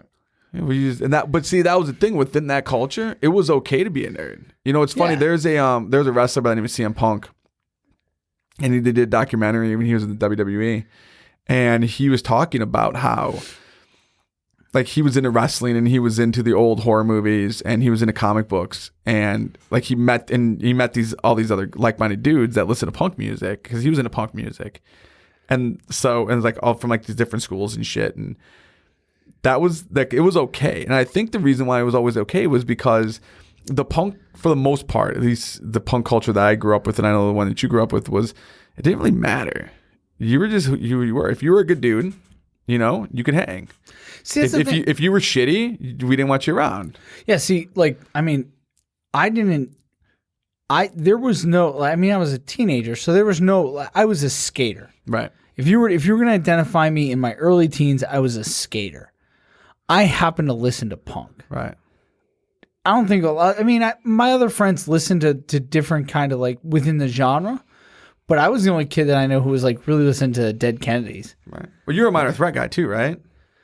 A little bit, but I was really a big Dead Kennedys guy. Okay. I liked it. Well, I should say probably at the time when I was younger, my favorite was probably 7 Seconds. Okay. But I did like I had an affinity for the Kennedys. And I really loved the Sex Pistols. Okay. I just, for whatever reason, man, never mind the Bollocks, I loved that fucking album. I could listen to that album. Well, it's side A, side B, over raw. and over and it's over just, again. It's all the that was always the fun part about punk music, because and then I love the Chili Peppers. It's just three chords of 3 minutes and just go, and it's raw and it's just emotion and it's just and it's fun. I mean, even if it's angry, it's fun. Yeah, and like I said, and then I would listen. I loved the Chili Peppers. Loved the Chili Peppers. So when I was kind of first coming into music is when Mother's Milk came out. Okay. But I loved the Peppers so much, but I was like, all right, I want to listen to other stuff. So then I got like the Uplift Mofo Party Planet. And I was like, this is fucking awesome. So if you listen to early Chili Peppers, it is much more like skater ska punk. Yeah. And then they're much more polished in Mother's Milk. Like Mother's Milk is their coming of age album. Right. That's the Chili Peppers that everybody knows now. And that's where Under the Bridge carries over the next few albums. Like it's a story that actually gets carried forward. That doesn't exist in early Chili Peppers. Right. Early Chili Peppers, and probably the reason I love Uplift so much is there's a song in there called Nobody's Weird Like Me. And that song is fucking amazing. For me, I was like, yes. And it was also early on that they did the Hendrix cover. So there's some early Chili Peppers that I just fucking loved. Yeah. And in that, the earlier stuff before Mother's Milk was more along like the punk genre, and that was the stuff that I really loved. Right. But I would say probably like my first like big like band that I loved and I will always go back to, and one of my first big loves musically was the Peppers. Okay. I loved their shit. I loved everything they did. The Peppers to me to me, I mean, even if you're not a fan of their music, which I am. And Anthony Kiedis can't sing for shit live. I've never seen him live. If you ever listen to it, like if Anthony Kiedis is not going through a soundboard and having his fucking vocals manipulated, he can't sing. He's a good front man because he's got great energy. He fucking was always awesome. But if you ever, yeah. But what I was gonna say is that it was kind of a recurring theme here is that they changed their sound. Yes, huge all the time. They're like, okay, we're just gonna try something different. And so remember when Metallica came out with Load and Reload? What I was gonna say is the one band they were the first band I ever knew that it was when they changed their sound, quote unquote, and it wasn't Load and Reload. They changed their sound on the Black Album. That was the departure for Metallica. Well, there were semblances of it during Justice, but like little, you'd have to hear it. I mean, you have to be listening for it. And then they really changed it, and they made it a lot more of a commercial sound, so to speak, for Black Album. And then Load Reload came out when they came out with like, you know, the single kick drum and shit like that. But my point being is like people lost their fucking minds. They cut their hair. That's what I'm saying. Like, yeah, that's what I'm saying. It's like Metallica was the first band I ever came across where like the idea of, oh, you're sellouts. Like that was the first time it ever really kind of came up. And this is what's funny is that at least that I paid attention to. Because like Slayer, when they did South of Heaven, right? South of Heaven is dramatically different than Raining Blood. And you know, people were just like, all right. And Raining Blood is considered like maybe like the seminal thrash metal album. You know what I mean? And then you listen to Iron Maiden, and when they did Seventh Son. Seventh Son was way different than Power Slave, and people were like, "Holy shit!" You know, that's pretty cool. It's different, you know. But there was never like Metallica was that first one where people were like, "The fact that you don't sound exactly like you did when we bought your album, that means you're whatever." And it's like, holy shit, guys, fucking that's cool that they're being different. That's cool that they're trying to expand. They're growing. They are musicians. They're artists. And so it didn't weird, work. Man. And that was the beauty is say it didn't work. And it was actually, those albums are actually pretty good. But the thing is nowadays, people who listen nowadays, they don't know the difference between the black. Like if they listen to fucking Enter the Sandman, they don't see a difference between that and One. I'm just saying, like people who come to that music now, they don't see a difference in that. They don't. And they don't see a difference between that and Master of Puppets. Right. Now, our generation, we're like, dude, that's early Metallica. Oh, okay, that's growing Metallica. Oh, that's when they sold out. Yeah. Like we remember these defining moments, but I never felt that. I appreciated that growth. I was like, that's fucking cool. But I had buddies who were serious Metallica fucking dude. I knew guys who were like, no, And Justice for All is the last Metallica album. And I'm like, what? They're like, yeah, Black. No. So that means they should love the new shit. But because the new shit's maybe I don't know. I don't talk to them anymore. But I remember at the time, like when Black came out, they're like, dude, Metallica's dead to me. I was like, what? It's a good album. What the fuck's wrong with you? And years later, I knew dudes, Master of Puppets, Ride the Lightning, and Justice for All. That was it. Right. That was that. After that, no. One, it ends there. That's the last time. Song 4 on Justice. That's it. We're done. No, but like that's the pinnacle. Like because that was the video, right? Yeah. One was the video that launched Metallica. That mainstream. That's when they crossed the threshold. Yep. Before that, they had this huge but rabid outside the mainstream following. Mm-hmm. I mean, they were playing to fucking huge crowds. Mm-hmm. They had a giant following, but they did not have mainstream success. No. When that fucking album hit, the first time you heard doom, doom, doom, doom, doom, doom, doom, doom, you were like, what is this? And then all of a sudden you just got drawn in, and it was this amazing, and epic fucking it's like an video. 8 minute, it's like an 8-minute long song too. Yeah, but you don't want to stop. No. The video, you don't want to stop. It's in black and white. It's beautifully shot. It's fucking gorgeously produced, and you're like, holy fucking! It's so those chords, those opening chords, are so crystal fucking clear with that black and white. You're like, this is how music in videos is supposed to be. This is emotional. I'm going on a ride. Yeah. I am with you. You have me. Take me there. Yep. And the way it tempos and the way it builds and then it backs off and it comes again. It kicks you in the chest. And then in the end, everyone feels that. And the end is like it's like 2 minutes of just go. And it's like this really cool like kind of hard rock, melodic, beautiful thing, and then it goes into thrash metal. But it's not noise. And it's not. So crisp. Well, it's so clear. In the best thrash metal band, so I did the Big Four shows, right? Went out to India with some buddies, and it was cool. And got to go see the Sunset Strip, and I got to go to like the Rainbow, and it was fantastic because I was like, Vince Neil like did blow off like a hooker's ass in here, This is awesome. We like I sat in the booth that River Phoenix was in at the Viper. Oh yeah, you told me that. It was like super. I mean, it was just a very like the Viper Room, in my opinion, is kind of, and because of that, the Viper Room is the West Coast version of the CBGB. Yeah, I'd say that. And we saw like a really cool like local band there. It was a fun time. But those 4 bands from a thrash metal standpoint are so musically gifted. I don't think people like don't understand like how musically gifted you mentioned earlier when Metallica did the thing with the symphony. Like people don't realize like Slayer is musically talented, Megadeth is musically talented, Anthrax is musically talented. Oh, Anthrax huge. These bands I are like Anthrax too. Yeah, these I personally never liked Megadeth. My problem with Megadeth though is not the music and it's not the lyrics. I just can't stand Dave's voice. I can't. I hate it. Well, it reminds me of you ever listen to Volbeat? No. Like some people like that dude's voice. Like it's one of those things where you can like hear like 3 songs and then after I would rather listen to every. I would probably be willing to listen to fucking every. I'd probably fall in love with Megadeth if the dude from fucking Rammstein was singing.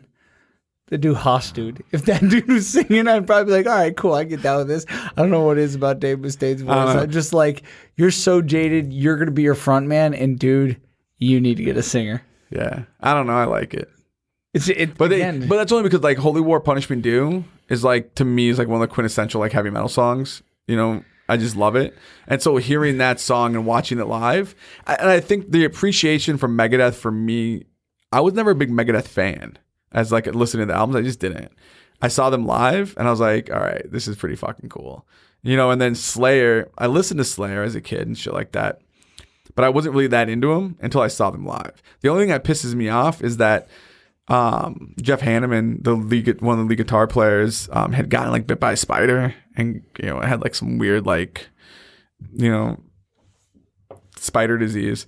Like where it was like eating his flesh type stuff. Really? Yeah. And so he came out and did Angel of Death and Raining Blood, and that was like the last time he played. And you know, then he died a few months later or whatever. But that's like the only like kind of downside to it was that I didn't get a chance to really see Jeff Hanneman and Kerry King like go to work and just be violent and vicious and melodic and beautiful and yeah, I just. What's the pinnacle of hair bands? Who's the penultimate hair band? Crew. I'd say Guns N' Roses. No. They weren't a hair band. You say they're heavy metal? They're a metal band. They were Metallica on the Sunset Strip. That was kind of like their vibe. I could see them as being the bridge between like a Motley Crue and Metallica. That was kind of their vibe because they weren't, you know, because like the first album they were like big hair. But they really weren't big hair. It was only their image was big hair. Their music wasn't. But they weren't like glammy. Like they didn't come out in makeup. You know, they were drinking in like the early days. They did. Yeah, no, as they were coming up. Yeah. No, yeah. Oh yeah, they had the fucking teased up hair and everything. Well, the teased up hair, yes, but I never seen them in like in the leather jeans and shit. Yeah, because you saw it on the video for Appetite. Yeah, right. They had the eyeliner and stuff like that. But but they weren't. Yeah, they were not as. Yeah, they never got as completely like blush and all that. Yeah, shit. like they came out like looking sparkly. You know what I mean? Like, it goes. Motley Crue was like you could say like what should have been like if you want to look at like hair bands theatrical. If you want to look at like the slowly unmasking, it would have went Kiss to Motley Crue to then to Guns N' Roses and then Metallica. Yeah. Yeah, that'd probably be about right. Like that, that's like the stripping away of the stripping away of the makeup. I like Poison. That's like and Cinderella that's like the and shit hot like that, chick getting undone. Yeah. Kind of, yeah, that's a good. I'd say that's actually really good. That's a really good. Kisses under the disco lights and everything, and then it's getting late. They turn into Crew, and then you go out to breakfast, and it looks like Motley Crue. It looks like Guns N' Roses. Then you wake up and you're like, "Holy shit, it's Metallica!" Whoops. But yeah, Jesus Christ, I can't tell anybody about this. And Cruise, and that was the thing. It was like Cruise, like their music. Really, like when you got to Dr. Feelgood, which was like their last big album,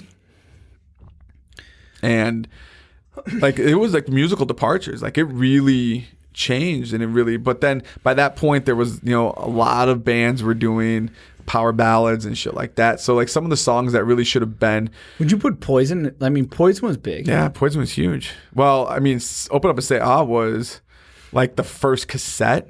Mm-hmm. Well, it wasn't the first cassette, but it was like one of the first cassettes I ever bought. I remember saving my money up for it. Crew was the A side, Poison was the B side. Yeah. And then the sophomore effort would be like Warrant. Slaughter. Slaughter. Slaughter was sweet. What about Like- Wasp? No. White Lion. Like Rat Rat. was awesome. I got a chance to see because Stephen Ferriss, he came back to the band like, a few years ago, whatever it was. This was about 09-ish. And I saw them play, and they played with it was Rat, and they did Out of the Cellar front to back, and it was fucking amazing. Oh, it was so good. And they played with Extreme. You know who's a fucking great band? Quiet Riot. Yes. That's even with losing Randy Rhoads. Come On Feel the Noise was mind-blowing. It's one of those anthems. And that was the beauty of, but like we were talking about music, before, like anthems, like we can sit back and I think everyone can look at, no matter how old you are, you can look at different parts of your life and you can have like this anthem for it. And I think that's a pretty amazing and powerful thing. So another great anthem of like the early 80s great anthems. First one for me, I remember is Quiet Riot's "Come On Feel the Noise." My brother and I was just like, holy fuck! And to this day, the album cover with the mask and all. I mean, the hockey mask, the Jason mask, and all that. You're just like, what is this? But then the next one, Twisted Sister. I'm not gonna take it. What are you gonna do with your life? When you hear that, that's a timeless song. Like when you hear it now, you're like, dude. When I was young and I heard it, I was like, yeah, this is awesome. Fuck you, yeah. Now I listen and I'm like, dude, fucking Dee Snider there was some heavy shit in that fucking song. That song is like Pink Floyd Wall heavy. And you don't realize it at the time because No, you don't. But when now I listen to it now and I'm like, dude, these are some fucking deep ass goddamn lyrics. Well, did you ever see? I don't know. I can't remember the name of the documentary, but it's like I think it's heavy. I think that's the name of it. It's like this Harvard dude. I went to Harvard, did like this really cool documentary on music and like following of heavy metal. No. But I think it was that one where they showed Dee Snider and during like the whole Tipper Gore thing, and they brought him onto Capitol Hill. And so this is a dude that is like big hair, makeup, this would be like the perfect guy you would think to just bury. He's a smart dude. And he went there Really like smart armed. dude. He went there like armed with like facts and shut them down. And he showed us up like the Capitol Hill in like jeans tucked into cowboy boots and like a cut off shirt, and, like chain hanging off his belt. It's fantastic. That's a dude who should have kept the makeup on. Yeah. But he's awesome. He is awesome. And I've never had a chance to see him. And he's from Long Island. He's big. They do shows still a little bit. Have you heard his recent version of him doing "We're Not Gonna Take It" with Chris Angel playing fucking the magician Chris Angel playing fucking the piano? Mm-mm. It's just a piano and him singing "We're Not Gonna Take It," but at a slow tempo. Okay, I'll check it out. It's fucking gorgeous. All right, I'll check it out. I'll check it out tonight, right after this. And when I heard that, I was like, oh, like when you hear it, you're like, holy shit, this is how that song was supposed to be done. But it wasn't commercially viable at the time. But now you're like, oh, I get it. This is that. When you hear it, you're like, oh, this is how D heard it in his head. Right. You're like, that's heavy shit. I mean, so like I said, going back, it's the beauty. As I said, it's the beauty of music is that we can sit and look at just every part of your life, and you could take a song from every part of your life and place it and go. And a lot of times you can go, this got me through this part of my life. Okay. Interesting, actually. So I'm going to use that segue. So speaking of music and songs that get you through part of your life, you had mentioned seeing Five Finger and Godsmack. Mm-hmm. Five Finger is one of those few bands that has done covers, and I'm like, dude, that's as good as the fucking original, if not better. They've done House of the Rising Sun, and they've done Bad Company, and they've done their own versions of them, and they're fucking phenomenal. But they also did, I don't know if a lot of people know this, but have you ever heard Other Side of Heaven? Mm-hmm. That song's gorgeous. Have you seen the video? No. So the video, they use the song into the video as a platform to raise awareness for veterans. Right. And it's really like PTA, and it covers that one video covers veteran homelessness, PTSD, and veteran suicide in one fucking video. That's the biggest swath. And they do it well. Okay. I mean, you know how fucking soldiers are. They watch like a fucking war movie, like that's not how that is. That's not how this. Right. So like that part of it is like campy and accurate, but the message they're trying to get across, what they're trying to tell, is awesome. And they do a fantastic job of it. Do you know what's really funny is that, whenever I see shit like that, I look at it from the standpoint of it's so weird. So when I'm watching like Law and Order, like my wife loves Law and Order, right? So she watches it all the time, and I fucking scream at the TV, like Jack McCoy. That would, if you talk like that, this would happen. Like I know I'm not a lawyer. Fucking, I could be completely wrong, whatever. And my wife's like, really? Can't you just watch the fucking show? And I do it constantly, and I know I'm doing it, and I just can't stop myself. But when I watch war movies and when I watch war shit like that, I always look for the message. It's the weirdest thing. I don't ever look and be like, well, it didn't happen like that, because I don't watch movies, for the most part at least. I don't watch movies I watch it just like when we were talking about wrestling earlier. I watch shit like that to suspend my disbelief. Yeah, I do it all the time. I always don't crack up when people get their when they get their tits twisted. Like I'm watching like if you're watching Independence Day. Right. Right? And someone's like, F-18 would never do that. I'm like, oh wait, so that's your point? So aliens just came down. They're using anti-gravity fucking technology with shields around their spacecraft, which just dumped out of their mothership. Yeah. And your point of contention is the barrel roll that couldn't have been executed by the F-18. Really? That's your issue. That's when you decided to check back in. Holy fuck! And so like watching a video like that, and I don't. We hear more about it now. Yeah. And unfortunately, it's one of those things where it's like the more we put within the organizations, right? The more we put a spotlight on it, with the awareness and all this other stuff, it feels like the more it's happening. Yeah, but it's interesting because it's weird. Well, I mean, like you said, like we're elevated awareness and we go through all the fucking briefings and it's a hot topic and all that stuff, but a lot of the dudes, at least that I've known, and I counted the other day, I think at a minimum, I know in the past 3 years, 4 people who've committed suicide. Personally. Right. Had an actual interaction, personal relationship with them. But they're all out of service. Mm-hmm. They weren't in service anymore. Mm-hmm.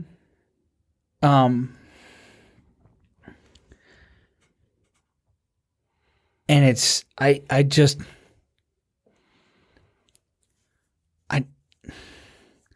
think it's a reintegration issue. It is. We talk about there's a guy. Do you know anyone?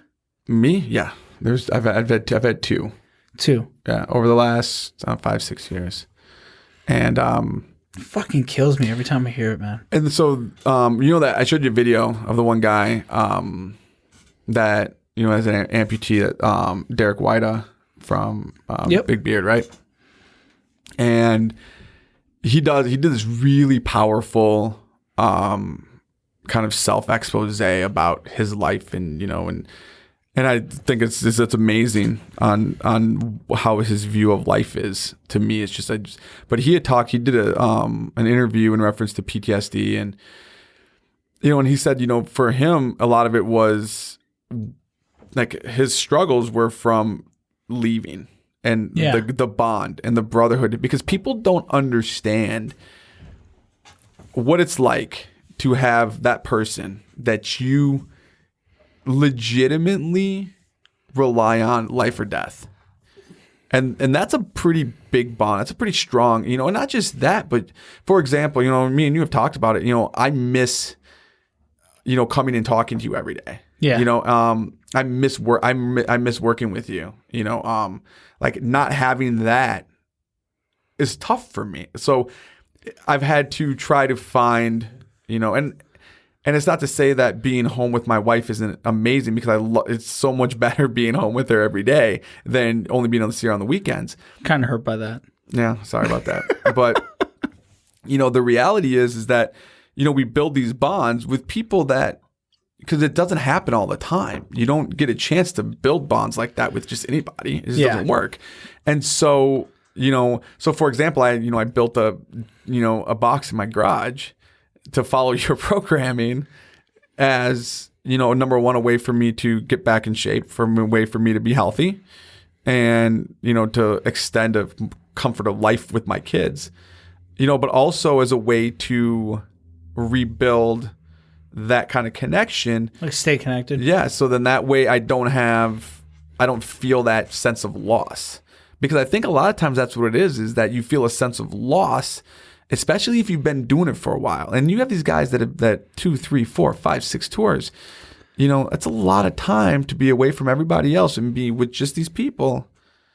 And I think maybe for me, because I wasn't living at home, because I was a geobasher at the time, you kind of attach yourself to whatever you can. Yeah. To get you through the day. Yeah. And because it's tough. I mean, being fucking lonely, man. Being away from your wife sucks. Like, people don't understand how hard those sacrifices that people make. Fucking horrible. And so, but like I was saying, so you attach yourself to certain things, and they're healthy. These are healthy relationships, and they're not bad. You're not doing anything wrong. But then when you take that away, where do you go? It's weird. It's weird how accustomed you become to a pretty lonely existence, right? Like your days aren't all that lonely because you're always engaged, you're always doing stuff. But when you put your head on the pillow at night, you're in a fucking rinky ass fucking bed, be it a cot, be it just a small bunk that you keep your shit on the top bunk because you fucking sprawl. You create your own little fucking area, your own little spank bank or whatever, spank tank, and that, like, your world at night is like it's 6 by 8 space. There's maybe 3 feet between your fucking bed and the wall lockers. And when you lay your head down at night, you're looking up at a fucking bunk bed.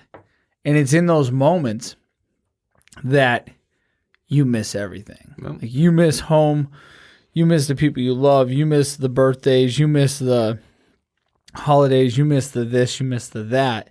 You go to sleep. You wake up. You go to morning chow. But the routine, you get really comfortable with the routine.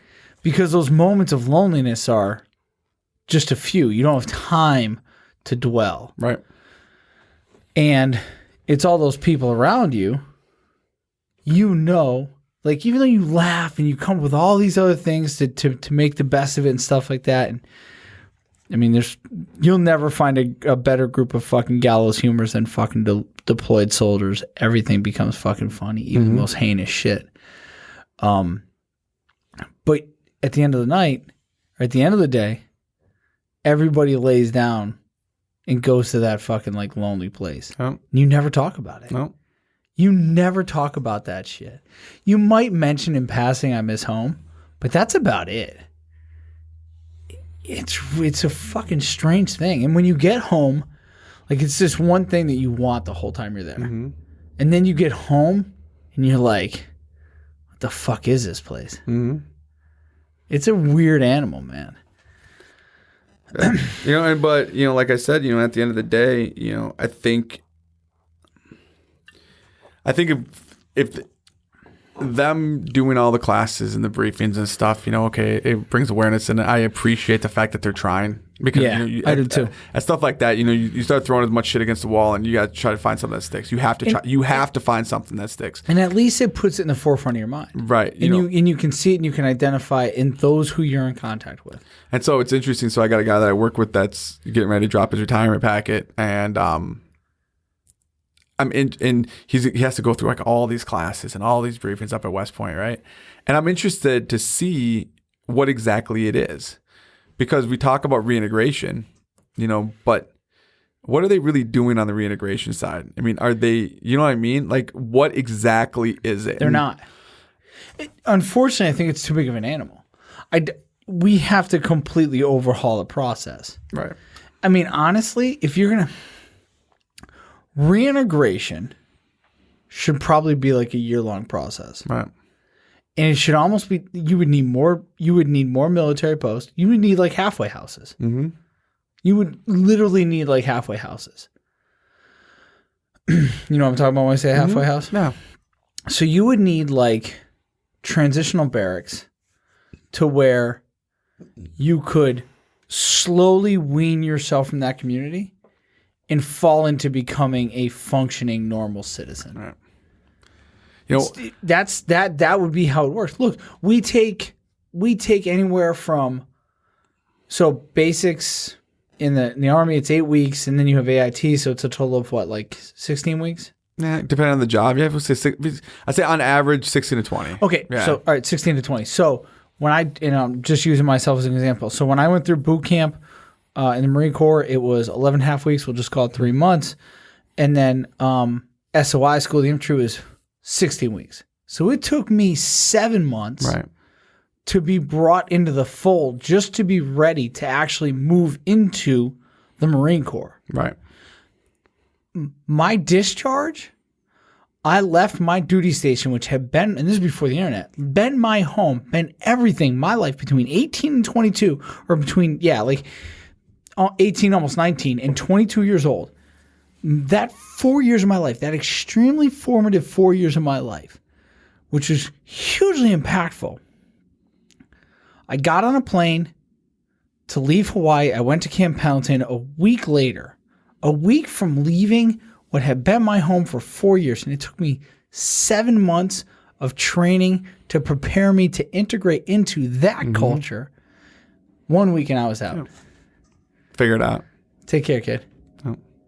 Here's DD-214, a shake on the hand from a first sergeant who I didn't know from a fucking hole in the wall. He was the last fucking dude I saw before I left the Corps and got in the fucking cab to go to the plane. Thank you for your service. Here's DD-214. What? Oh, figure it out. What? And so like I said, so I'm interested to see what exactly they're doing, because it's a year, because you can drop your packet a year out, right? Yeah. So this is a year-long process. So I'm interested to see exactly what direction they go and how they actually do what they're going to do. Yeah. To see if what they've added, and because it is a problem, and it's something that they have got to figure out, because for whatever reason, maybe they saw something, maybe they didn't. Maybe they dealt with some things that were really fucked up, maybe they didn't. Whatever the reason, it's not important what the reason is. The problem is that it's happening. Yeah. And instead of, you ever watch South Park? Yes. Okay, they had this great episode with Captain Hindsight. Okay, so they did. Never saw that. Yeah, episode. so they were doing like a superhero union, and so they had to bring in like a real superhero, and so it's called Captain Hindsight. So when something happens, he flies in, and he's like, "Well, if you would have like a building burns down, well, if you would have done this and done this and done this and done this, everything would have been fine. Thanks, Captain Hindsight." And like everyone died, half the people die in it, right? And he flies away, and it's just like super fucked up, but it's funny because it brings up a really good point: is that we're so good at, after the fact, going, well, you know what? Maybe we could have done this, or maybe we could have done that. Well, how about we stop, and start trying some shit, and start, even if we fail, and it kind of goes back to the whole music thing, right? Even if we fail, at least we're trying. Yeah. You know what? And guess what? We tried this. It didn't work. Guess what we're going to do now? This. Because if we do nothing, it's still going to happen. Yeah. You know, and I'm sorry, and it sucks to say this because I know that they're trying, but the briefs aren't going to be the big thing. What are we going to do about soldiers really reintegrating them back into society? And they've done a better job with bringing the civilian culture a little bit into the Army, like by way of some of the different classroom type stuff that we have to do in reference to training. Some of the systems that we use are very civilian based now. Things Depending like that. on your MOS. Yes, I'm talking Yeah. like for me On personally. logistics, yeah. For me personally, they're really going civilian side on that. Oh a lot yeah. of stuff. Well, I mean, but look how much. I mean, when you talk about movement, right? like you talk about like a command like SDDC, like 3/4 of that command is civilians, Right. And so they're doing some decent stuff in that regard, but it's still happening, and it's still happening at too high of a rate. Agreed. And so, like I said, at the end of the day, they've got to figure it out, but they've got to start trying some shit. They've got to start being aggressive with it. They've got to start being creative with it. We got some creative cats in this world that can come up with some really good ideas. I'll tell you what, you know, there are a lot of people that are really good with stuff like this, you know, and are more than happy to help. But their ideas are going to be looked at like, really, dude? Well, you know what? If we do nothing, nothing's going to change. You know, and so what's it going to hurt to try to get them to, you know, assimilate back? I think the VA is getting a bad rap. I think they do. I don't think people appreciate the monumental fucking mountain of shit they're given to try and fucking to deal with. I don't think, because people are like, oh no, they're dealing with every single vet from every era. And those eras are very different. And I think people forget that the soldiers that fought in World War II, servicemen that fought in World War II, and then fought in Korea, and then fought in Vietnam, and then fought, you know, in Grenada and Panama and Desert Storm, and then Iraq and Afghanistan, right? Like, we're talking very vastly different wars, you know? Yeah. With very vastly different traumas. And very different cultural bases that drew off of the young men who then fought those wars. I mean, Absolutely. so many different things. And there's a lot of variables in each one of those And people. unfortunately, you know, because they have so many things, and I don't know if necessarily they have the best trained people to handle some of it. So therefore, we go with a lot of cookie cutter approaches to a lot of things. I think that the VA is the one. I've been thinking about this a lot the past like week or two. I think the VA is the one appointment. The Secretary of Veterans Affairs is the one appointment that should be mandatory that you have prior service. Because there needs to be, I think there needs to be an understanding. You need to know the culture. Yeah. For I agree which with you're that. providing the service. Like that guiding hand has to So I don't mind if the rest of the organization is civilians. It's fine. Right. I don't have a problem with that. I think it's fantastic I think if among your, let me kind of back up. I think the counselors need to be vets. Mm-hmm. They have to be. Vets are only going to open up to vets. You have to have that common ground. You have to have that shared understanding. And you can tell someone who's never served immediately. If I sit down with you to talk to you, and you're kind of giving me the RCA dog, fuck you. You're not my person. I'm walking out. But the person at the top of that organization should be able to guide it, knowing what it was like on the inside for those whom you're providing the services to. Right. That's my personal belief. All the rest I could care. And when I think, you know, there's, we kind of talked about like autism yesterday in reference to how it gets approached and things like that from a treatment standpoint. Psychologists, you know, and I mean psychologists, not, you know, mental health counselors. I'm not saying there's anything wrong with MHCs or LCSWs, but doctorate level, you know, psychologists. Yeah, like an actual psychologist. Yeah. You know, you put them in those positions to work, to develop, and to create work plans. I forget what my wife calls them, but like plans to be able to like do certain things and to be able to get better and, Like you know, plan of action. yeah. And then you get your counselors that are vets to sit and work on the day-to-day. To guide them. You know, like guidance counselors. I've got to get some shit off my chest. I've got to, you know, and because they're going to understand and they're going to be able to work with them, you know, but you know, they're going to have to make sure that people are trained and make sure that people are, and it's going to be a massive undertaking, you know, but if we, you know, as a society, and we keep talking about our vets, you know, and you made a comment yesterday. Fucking Walmart patriotism. Right? Our vets, right? Well, okay, well, then understand that this is a monumental task. So if we talk, you know, budgetary stuff, and we're talking, you know, making sure that we have the right amount of money to do this, because it's not cheap. Doing shit like this is not a cheap task. And so you have to understand that there's a lot that's going to go into this, from a money standpoint, from a time standpoint, and from a massive commitment standpoint. You know what you can't do? And I mean this. You can't talk about doing, all right, so things that can't be part of the same discussion. A robust Department of Defense, a robust VA, and this is just 3, and a robust infrastructure. You can't include in that conversation, how do I provide tax cuts to my citizens? You can't. You just can't. The way those things get done is with taxes. And I'm sorry. And we can talk about, you can have conversations about how to structure taxes and all that stuff. But it still have to happen. But the reality is, it needs to be understood that your society needs to pay its way. Right. If you're not going to submit yourself as a down payment, potentially, then you're going to have to feel it in your wallet. I'm sorry.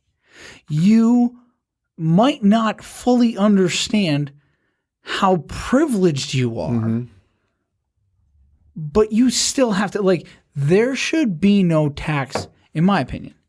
There should be no tax loops. There should be no loopholes. There should be no credits. This is how much you make. This is how much you pay. End of story. The more you make, I'm sorry, you're able to climb and do better because of the relative security from which you're provided. You pay more. Right. You make more, you pay more because the opportunity's there. That's me. I believe that. I'm a big believer in something very similar to that. And the reality is, though, is, you know, and we keep going back to this, you know, it's always the same thing over and over and over, is that, you know, we need to get ballsy about it, and we need to say, listen, fuckers, we're going to dare to be great at something.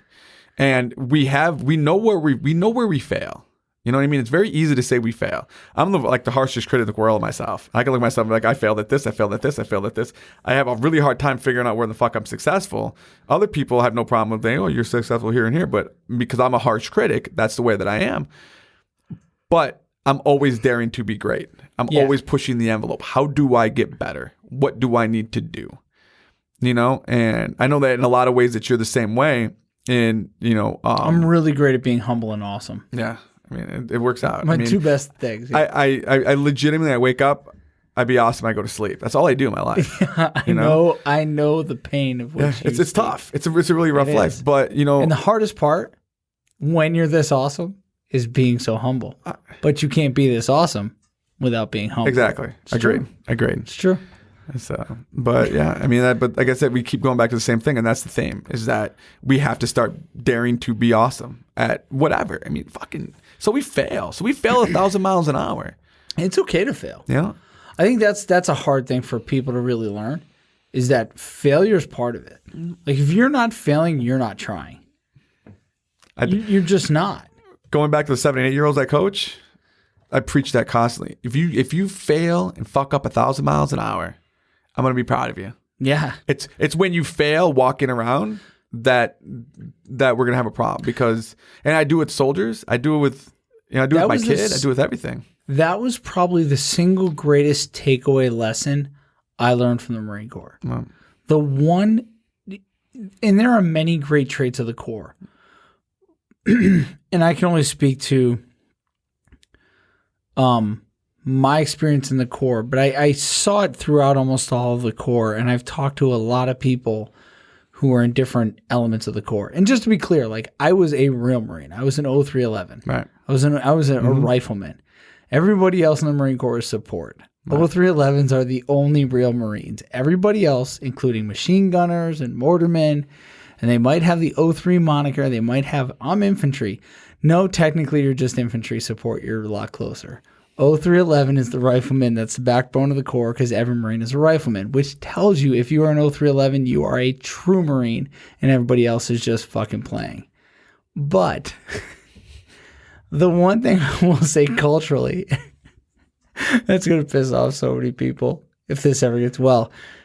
I don't know how many people who listen to this are Marine buddies of mine that aren't 0311s. Anyways, within the culture of the Corps that I lived in, I believe it still exists, was a culture that rewarded and encouraged initiative. Mm-hmm.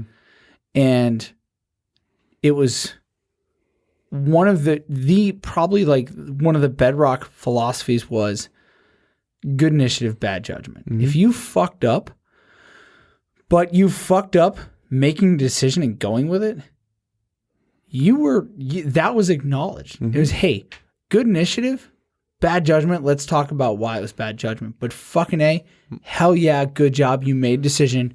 You showed initiative. I'm fucking proud of you. Mm-hmm. Like it was a culture of initiative. And I love that because that made you fearless. Mm-hmm. You kind of learned I can learn from anything. Mm-hmm. Like that's kind of what you became imbued with. I can fuck up, but goddamn it, I tried. Yep. And I'm gonna learn. I'm gonna if this doesn't work, I'm gonna know why. Yep. And then I'm gonna fucking go at it again. Maybe I fail again, but I won't fail in the same way. Well, and I'm gonna and if I keep doing that, I'm gonna figure it out. Eventually, you're gonna find a success point. And one of my favorite quotes of all time, is when Thomas Edison was asked how he dealt with failing, failing to. What was it? Oh, how did you deal with the failure 999 times when it came, or how did you fail with all those times before you finally got it right with the light bulb? And he goes, I didn't fail. I just figured out 999 ways how not to make a light bulb. Right. And I was like, yeah, abso-fucking-lutely. There's turning it on its head, right? Like that's constantly learning and growing. And we teach, and it's funny because I have a kid, he's in 3rd grade, right? Yep. And he does things completely the wrong way. But he's a smart kid, and so he gets like the right answer, but he does it completely wrong, right? And the kids are so afraid of failing that they refuse to step outside the box, and even at a young age, and be creative and go at it with creative ways. I'm like, there's a lot of ways to skin the cat, and it's funny because I try to teach soldiers this, right? These are like E5s and E6s, guys that should probably know this by now. And they are so afraid of failing. 8-year-olds are so afraid of failing. 15-year-olds are so afraid of failing. It's like this massive new societal thing. We have conditioned ourselves with, I don't know if it's so much we have to be successful or if we condition ourselves with it's not okay to fail. Either way, whichever those two, because those are they're the same thing with two different, ways of looking at it. The point being is that we have come now to this point where it's like, we can't fail. Don't fail. So even now, like we look at our metrics, right? And our numbers. And they're I know. And they're like, oh, you're failing.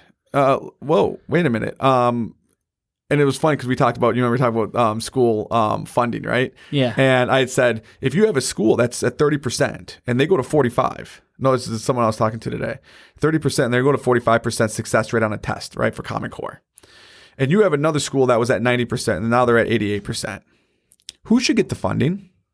30 to 45. Because they're fucking flying. And you know what? And they may not be successful yet, but they're getting there. They showed a 50% improvement. And this other school sit on their laurels going, oh, you know what? Well, we're already pretty smart. We're pretty good. We don't have to really worry too much about it. While these other people are pushing the envelope, and you know that they're trying new shit. Do you know how I know they're trying new shit? Because they were at 30%. So they found out that whatever they were doing sucked. So they said, you know what? We're going to try different. We're going to get better.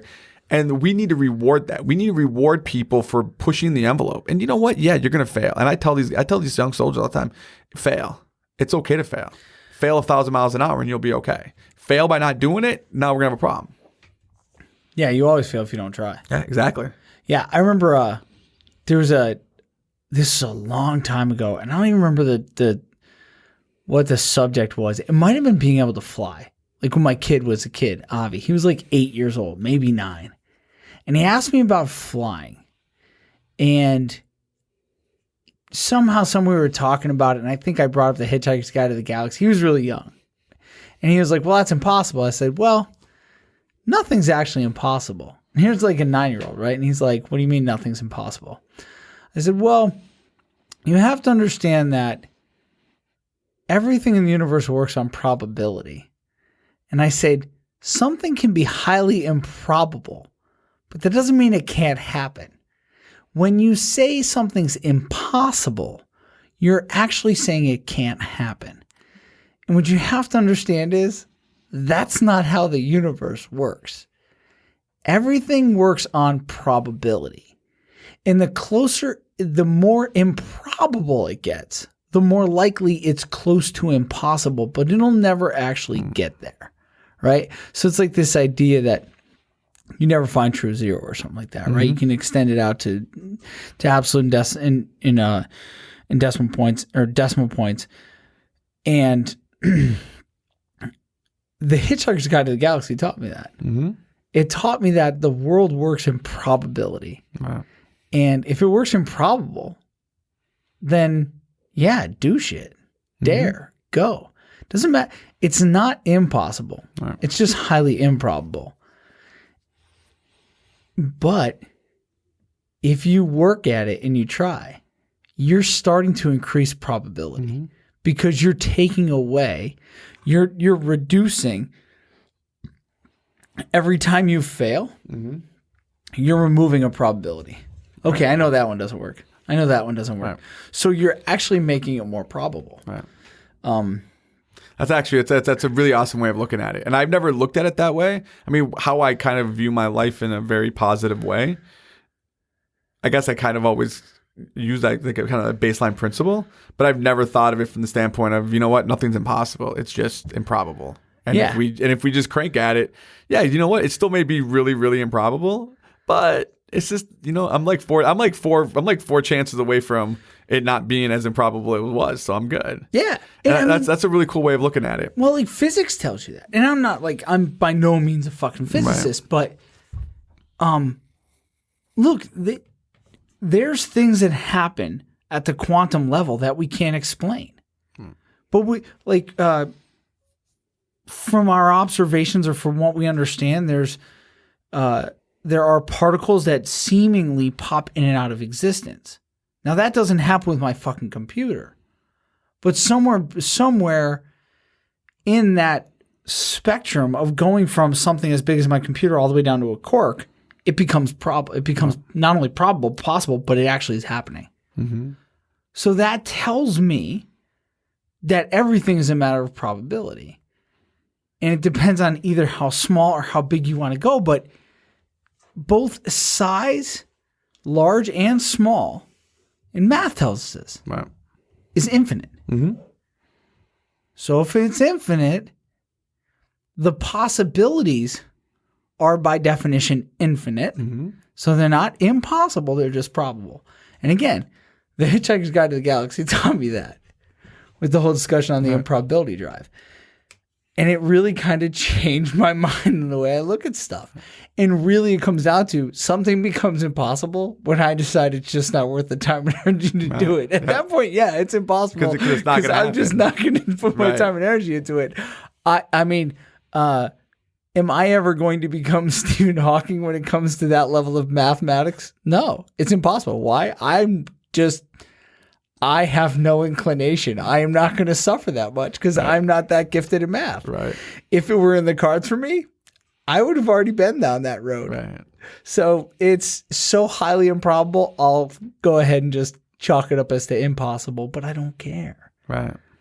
Because I can do so many more things that Stephen Hawking can't do, I can get up and walk around.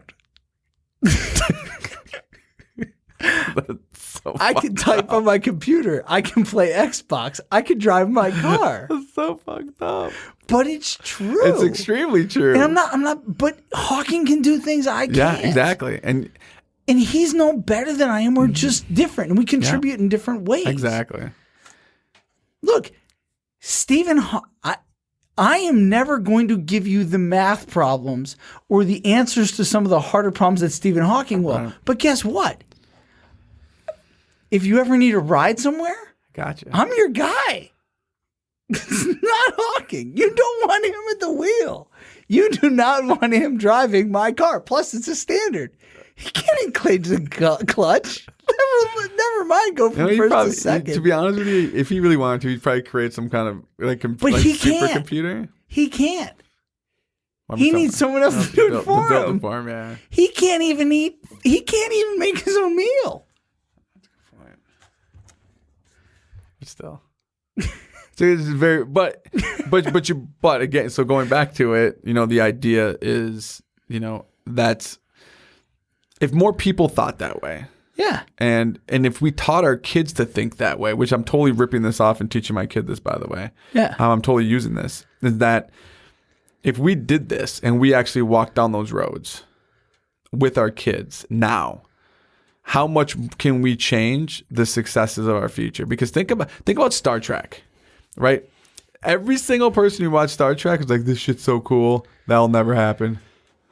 Right? Mm-hmm. And now you have motherfuckers walking around talking on their goddamn watches. Oh, yeah. You know what I'm saying? And people were convinced that could never happen. Absolutely. That's crazy sci-fi. Great show, but crazy sci-fi.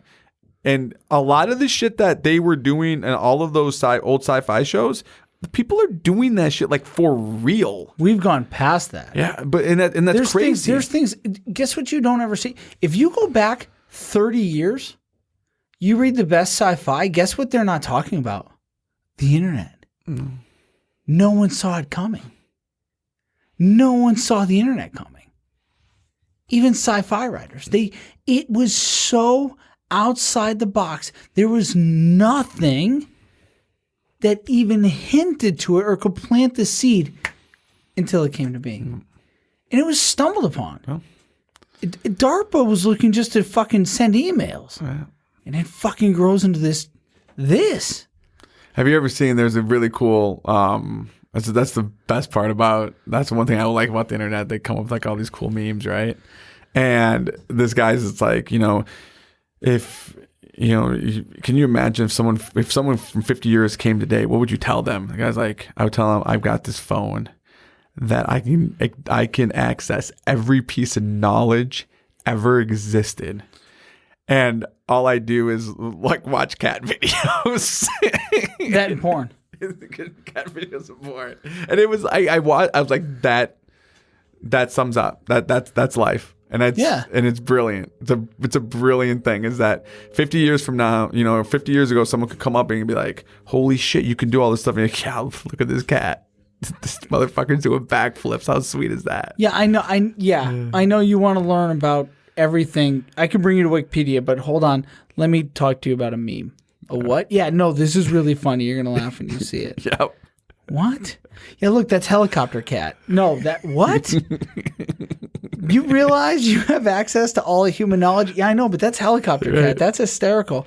Let me show you. Oh, hold on. I got to show you this chick's ass on Instagram. What? What? Yeah, this girl has 7 million followers because all she does is take pictures of her ass. Yeah. Either in a thong or yoga pants. Oh, yeah, and she makes $1 million a year. What? Yep. That guy's going to go back in time and be like, we need to end it. Yeah, we're done. We are done. That guy is going to go back in time, and his whole purpose is going to be to become the president of the United States so he can have a nuclear war and wipe us off the face of the planet.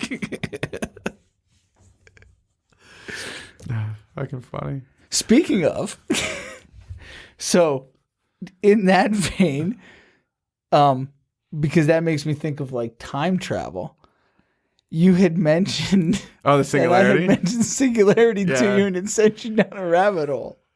Yeah, Like I was. So did you look it up at all? No, but Okay, but so- here's the problem. Here's the problem when you mention shit like that. I don't like looking stuff like that up when you mention it. I just like to start to try to figure it out. I spent, because there was like weird traffic and shit going up to Devon's yesterday. I spent like 2 hours on the road, right?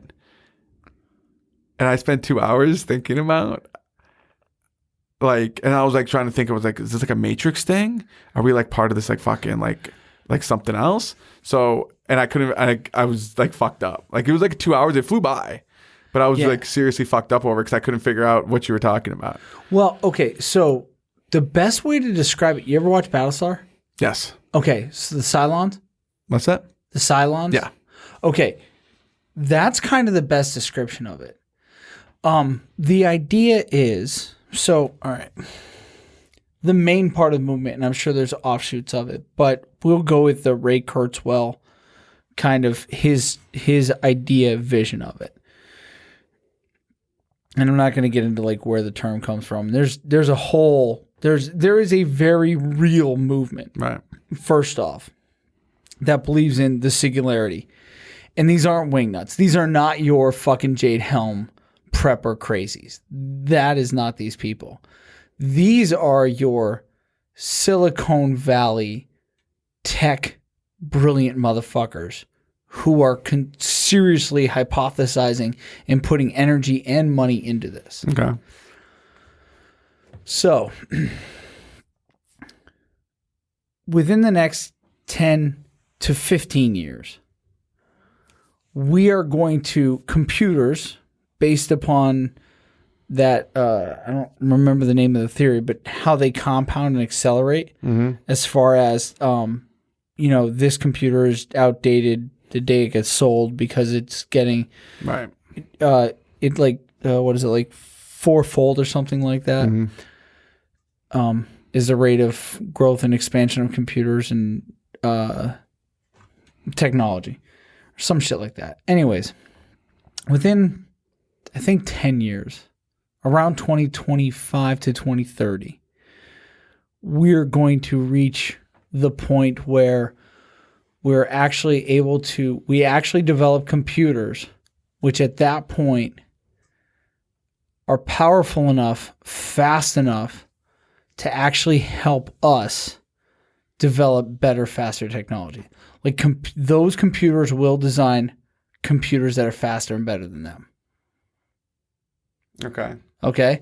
So those computers will become the creators of better, faster computers. Okay. At that time, those computers will have the power and the speed to begin truly mapping, and along with like the development of nanotechnology and stuff like that, we will begin to truly map and understand and reverse engineer the human brain and our biology, like fully understand it. But it'll take a while.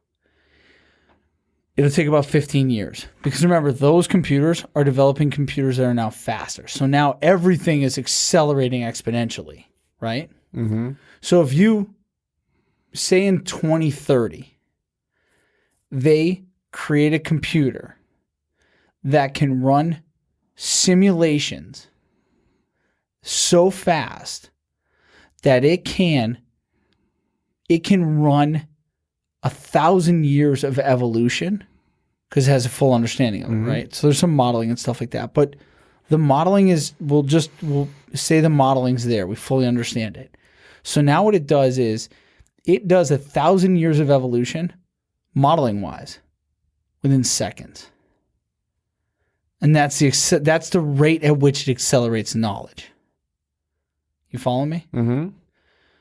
So, by 2045, we have now completely and totally, the computers anyways, our computers, the computers and the artificial intelligence that we've created has completely and totally decoded human consciousness. And now, your brain can get transferred to this and put into a new body. It's gonna be like Free Jack. Yeah. Fucking free Jack, man. Emilio, crushing it. That's what that was all about. It was about taking the soul and the spirit and the brain of. Well, so the idea though, but the idea is it's just consciousness, right? Yeah. So they're right now they're simply looking at simply in a binary code system. They're looking at ones and zeros, and the idea is we will have completely and totally unlocked what consciousness is. And now you can transfer consciousness. That's what I'm saying. And definitely like the Cylons. Yeah, so it wasn't soul and body. It was so have you seen the movie Free Jack? A long time ago. Okay, so that's what they do. So Anthony Hopkins' character, they're going to take out his mind. Yep. And they're going to put it into Emilio Estevez's body so he can hang out with Rene Russo, which works out. I mean, I think that's a pretty good trade-off. Yeah. I mean, you get to be Sir Anthony Hopkins and look like a young Emilio and hang out with Rene Russo. Yeah. I mean, that's a kind pretty, of win-win for everybody. Yeah, I think except for Emilio. Yeah, but you know what? No, I mean, you want to be Sir Anthony Hopkins, but you don't want to be Emilio giving up Emilio for Sir Anthony Hopkins. I would. I mean, the dude was in Mighty Ducks, for crying out loud. I mean, it's not that good of a movie, and it's Sir Anthony Hopkins. But he wasn't Men at Work. Yes, and that was great. And he wants to be a phrenologist. And he was in Young Guns. Yes, he was Billy the Kid. And a phenomenal Billy the Kid. He really did a good job. He was the Billy Kid. Yeah. He was the equivalent to Billy the Kid that both Jack Nicholson and Heath Ledger are to the Joker. Yes. Yeah. So I'll tell you why. Because I wasn't a big fan of the Dark Knight movies, like, just in general. But Ledger was pretty awesome. But the villains, yeah, in all three of those movies, fucking smoked it. Well, first of all, I'm a huge Liam Neeson fan, and I think him and Taken, is awesome. I like how they came up with that was brilliant. But so him as Ra's al Ghul was great. Then Heath Ledger as the Joker was great, and then whoever they picked to be fucking Bane was awesome. That's Ed Hardy. Is it Tom Hardy? Yeah, it's Tom Hardy. Really? It's Tom Hardy. I didn't even know who played it. I just know he was awesome. And now Tom Hardy's playing fucking Boomerang in fucking Suicide Squad. I do have a problem when you play two characters in the same universe. Because they did that with Captain America with Steve Rogers. Yeah. Yeah, Captain America and the Human Torch. Yeah. Although I'm willing to let it pass because he's actually a fucking spot on fucking Captain really America. Good. Civil War was good. I was a little bit upset with the way that it ended because I really wanted Iron Man to die. Because I'm totally a Team Cap guy, but I am too. And it's you'll love this. So I'm getting my shoulder surgery, right? And the guy's like, yeah, we just let you know you're probably going to be getting a replacement at some point. I was like, can you give me the Winter Soldier arm? And he's like, no. I was like, are you sure? I'm like, you can't do it today. I'll go through the site. I'll go through the whole brain scan thing. I told him I'm ready to go, and he's like, when we get that technology, we'll let you know. I would have caveated though. I would have said first, I want the super soldier serum because Bucky got that, and then I want the arm. Yeah, that'd be awesome. Yeah, you got to admit. I mean, if you had if you were like Winter Soldier, I'll take the arm over the shield. Oh yeah, oh of course. Oh, I'm sorry. I can be Captain America with a badass bionic arm. Yes, please. Yeah. You don't get the shield. I have a badass adamantium bionic arm. Yeah, I'm okay. I'm gonna take your shield and smash you with it. Yeah, because he did. Yes. He caught it. I know. Yeah. So good. They cast it. And I think that's where they do really good job. Yeah. In the Marvel world is they cast so well. And they do a really good job of introducing characters. And from movie to movie to movie. They did, because the introduction of Black Panther was phenomenal. Oh, they did such a good job with it. And that movie's going to be amazing. Yeah. I will tell you what, though. I was of the same vein as you, that I had always felt that Michael Keaton was the best Batman. Because I always felt that you never put him in a suit. He was always the perfect because he was such a good Bruce Wayne. Right. You never put Keaton's Bruce Wayne in the suit. You never would in a million years. They just don't. It doesn't fit. Whereas you see fucking Christian Bale, like 225 pounds of fucking Christian fucking strapping Bale, and you're like, oh yeah. All I gotta do is put some fucking black body paint on him, and ta-da! It's Batman. There's nothing mystical about that. Right. Until I saw Batman versus Superman. And I thought that Ben Affleck did a fucking phenomenal job. And that Batman is awesome. He really impressed me. a lot. Well, first of all, is it Henry Cavill, whatever, that plays Superman? Yeah. First of all, I never thought that they'd be able to replace Christopher Reeve as Superman because he was very, very good. And he was, it was what I grew up with. When they did Superman Returns or whatever it was, the one with Kate Bosworth, I was like, that's bad. Well, yeah, but I thought that dude was a perfect. But yeah, but the movie was bad. Like they just made a bad movie, and that's what happens when you put a guy, no matter how good you are, if the movie's shitty, the movie's shitty. Yeah. Henry Cavill, I think, is really good. I like him as it. The problem that I had with Man of Steel was the fact that they took 2 movies and shoved it into one, and you can't do that. Superman 1 and 2. Yeah, Yeah. you can't do that. But Ben Affleck, I was like, man, like really? I was like, in my mind, I was like, he's gonna be a really good Bruce Wayne because he's a good actor. But I was like, how is he gonna pull off the whole once he gets into the suit? Like, how is he actually gonna be able to pull? And I was impressed. Dude, I was impressed. The fight scene where he goes into the warehouse to save fucking Superman's mom. That's one of the best fucking Batman fight scenes there is. Yeah. Like I said, they did a really good job. I was really impressed. Like super. And I didn't think I was gonna be. I'll be the first to eat crow on it because I was like, man, he's gonna suck. This is dumb. And they did a really good job with it. And it wasn't. The only problem was that I thought they tried to they crammed too much shit into that movie, and now I want to figure out how in the fuck are they going to bring Superman back to do Justice League? Like, that doesn't make sense to me. I'm not quite sure either, but my biggest contention with the movie was that Gotham and Metropolis were almost like the Twin Cities. Mm-hmm. And they were just separated by one of the Great Lakes. It was like if you took Chicago and Detroit. Or no, Chicago... If you took like a Chicago-Detroit hybrid, because that would be Gotham, and then you put if you took the like sunny, beautiful aspects that everyone always attributes to LA and merged it with fucking New York City and Disney, that's where you get Metropolis. And then you just put them on opposite sides of one of the Great Lakes, and I'm like, yeah, no, that's not how they exist in the DC universe. No. That was you shouldn't be able to take a helicopter ride that only takes fucking 15 minutes to get from Gotham to Metropolis. No. That was my biggest sticking point. But other than that, I really liked it. Yeah, it was better than I thought it was going to be. It was a lot better than I thought. And I thought they did. And I loved Wonder Woman. And they did a really good job of introducing her because that's always been kind of my knock on DC is that they do a really shitty job of introducing characters. Yeah. I thought they did a pretty good job with that. I'm interested now to see some of the follow-on movies. I think Wonder Woman is going to fucking absolutely smash. Yeah, I think it should be good. Because number one, she's a great actress. The trailer looks fantastic. Well, she's a great actress. Because she was the chick that plays in the Fast and Furious movies. And so you take a very photogenic lady. Yeah. Who is legitimately has been built in these other action movies as being badass. Yeah. So she's believable. And that's the thing is that you have to cast these people that are believable in these roles. And when you do that, you can suspend now disbelief in this, Amazonian chick who's. I think what made her so what sold me wasn't actually Batman versus Superman when she joins them for the battle. Mm-hmm. And like as it's getting like really rough and throwdown, she smirks. Yeah. She's like, yeah. She's like, finally an opponent worthy. And she just kind of has this look in her face like, all right, motherfucker, time to go. And I'm like, she just nailed like the spirit, the vibe. And I was like, yes. And so, like I said, I mean, that's always been my knock on them. And so I'm interested now to see Wonder Woman. I'm too.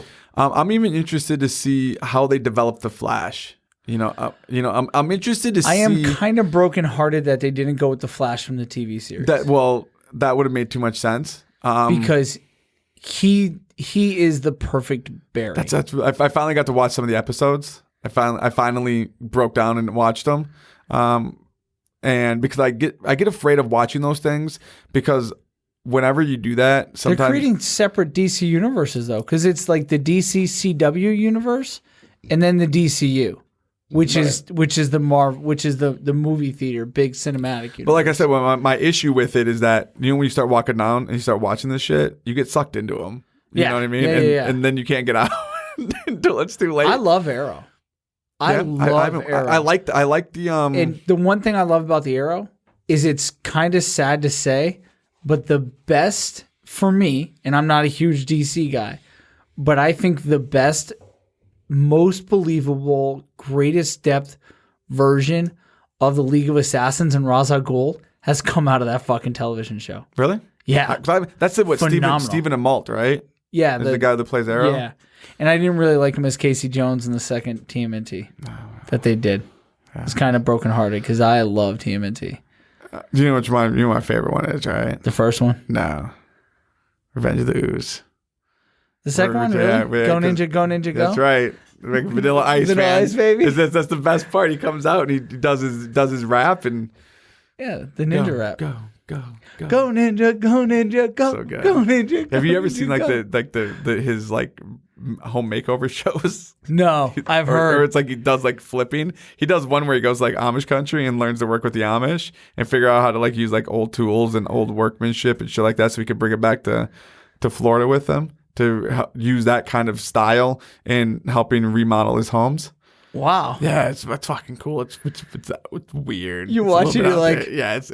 Wow, I kind of have some respect for Vanilla Ice. Oh, he's actually seems like a cool cat. I'm like, holy Yeah. shit. Yeah, I'm like, wow, like, the guy's kind of awesome. But yeah, so. Wow. I think we could probably talk for another fucking 2 hours, I'm sure we could. but we're actually at like 3 hours and 15. We're like 3:12 right now. All right. So, this is a fucking lot of fun, man. Yeah, I enjoyed it, man. I'm not gonna lie to you, I enjoyed it. We're gonna sit down and we're gonna do this again. 'Cause this is Absolutely. a lot of fucking fun. And there's like a million more things that we could talk about, and definitely gonna. I'm really looking forward to listen to this again because I have a feeling that within this conversation, there's gonna be more shit to sit down and talk about because we didn't really talk that much about the singularity. Right. But I want you to definitely. No, I'm gonna research it now. So Yeah. So I'll be good to go. Yeah, because my explanation of it was really rudimentary, but essentially the idea is that by 2045, that's kind of like the predicted date of the singularity, and that's when everything fucking changes, and we kind of have the potential to be immortal. It's pretty cool. Yeah, but then what happens when the machines take over and we turn into Terminator? I'm telling you, man, there's so many cool places you can go with. There really is. Well, the question is, does it become Terminators and Skynet, or do we become Cylons? I don't know. It's like such a strange kind of like cool thing to. I mean, we'll still have Arnold, so it'll be all right. Yeah. If he makes it that far. That dude, he's gonna be like Keith Richards. Nothing's gonna get rid of him. That's fucking true. Oh. All right, my man. I Again, appreciate bro. it, brother. Thank you so much, man. No, thank you very much, my man. I appreciate it.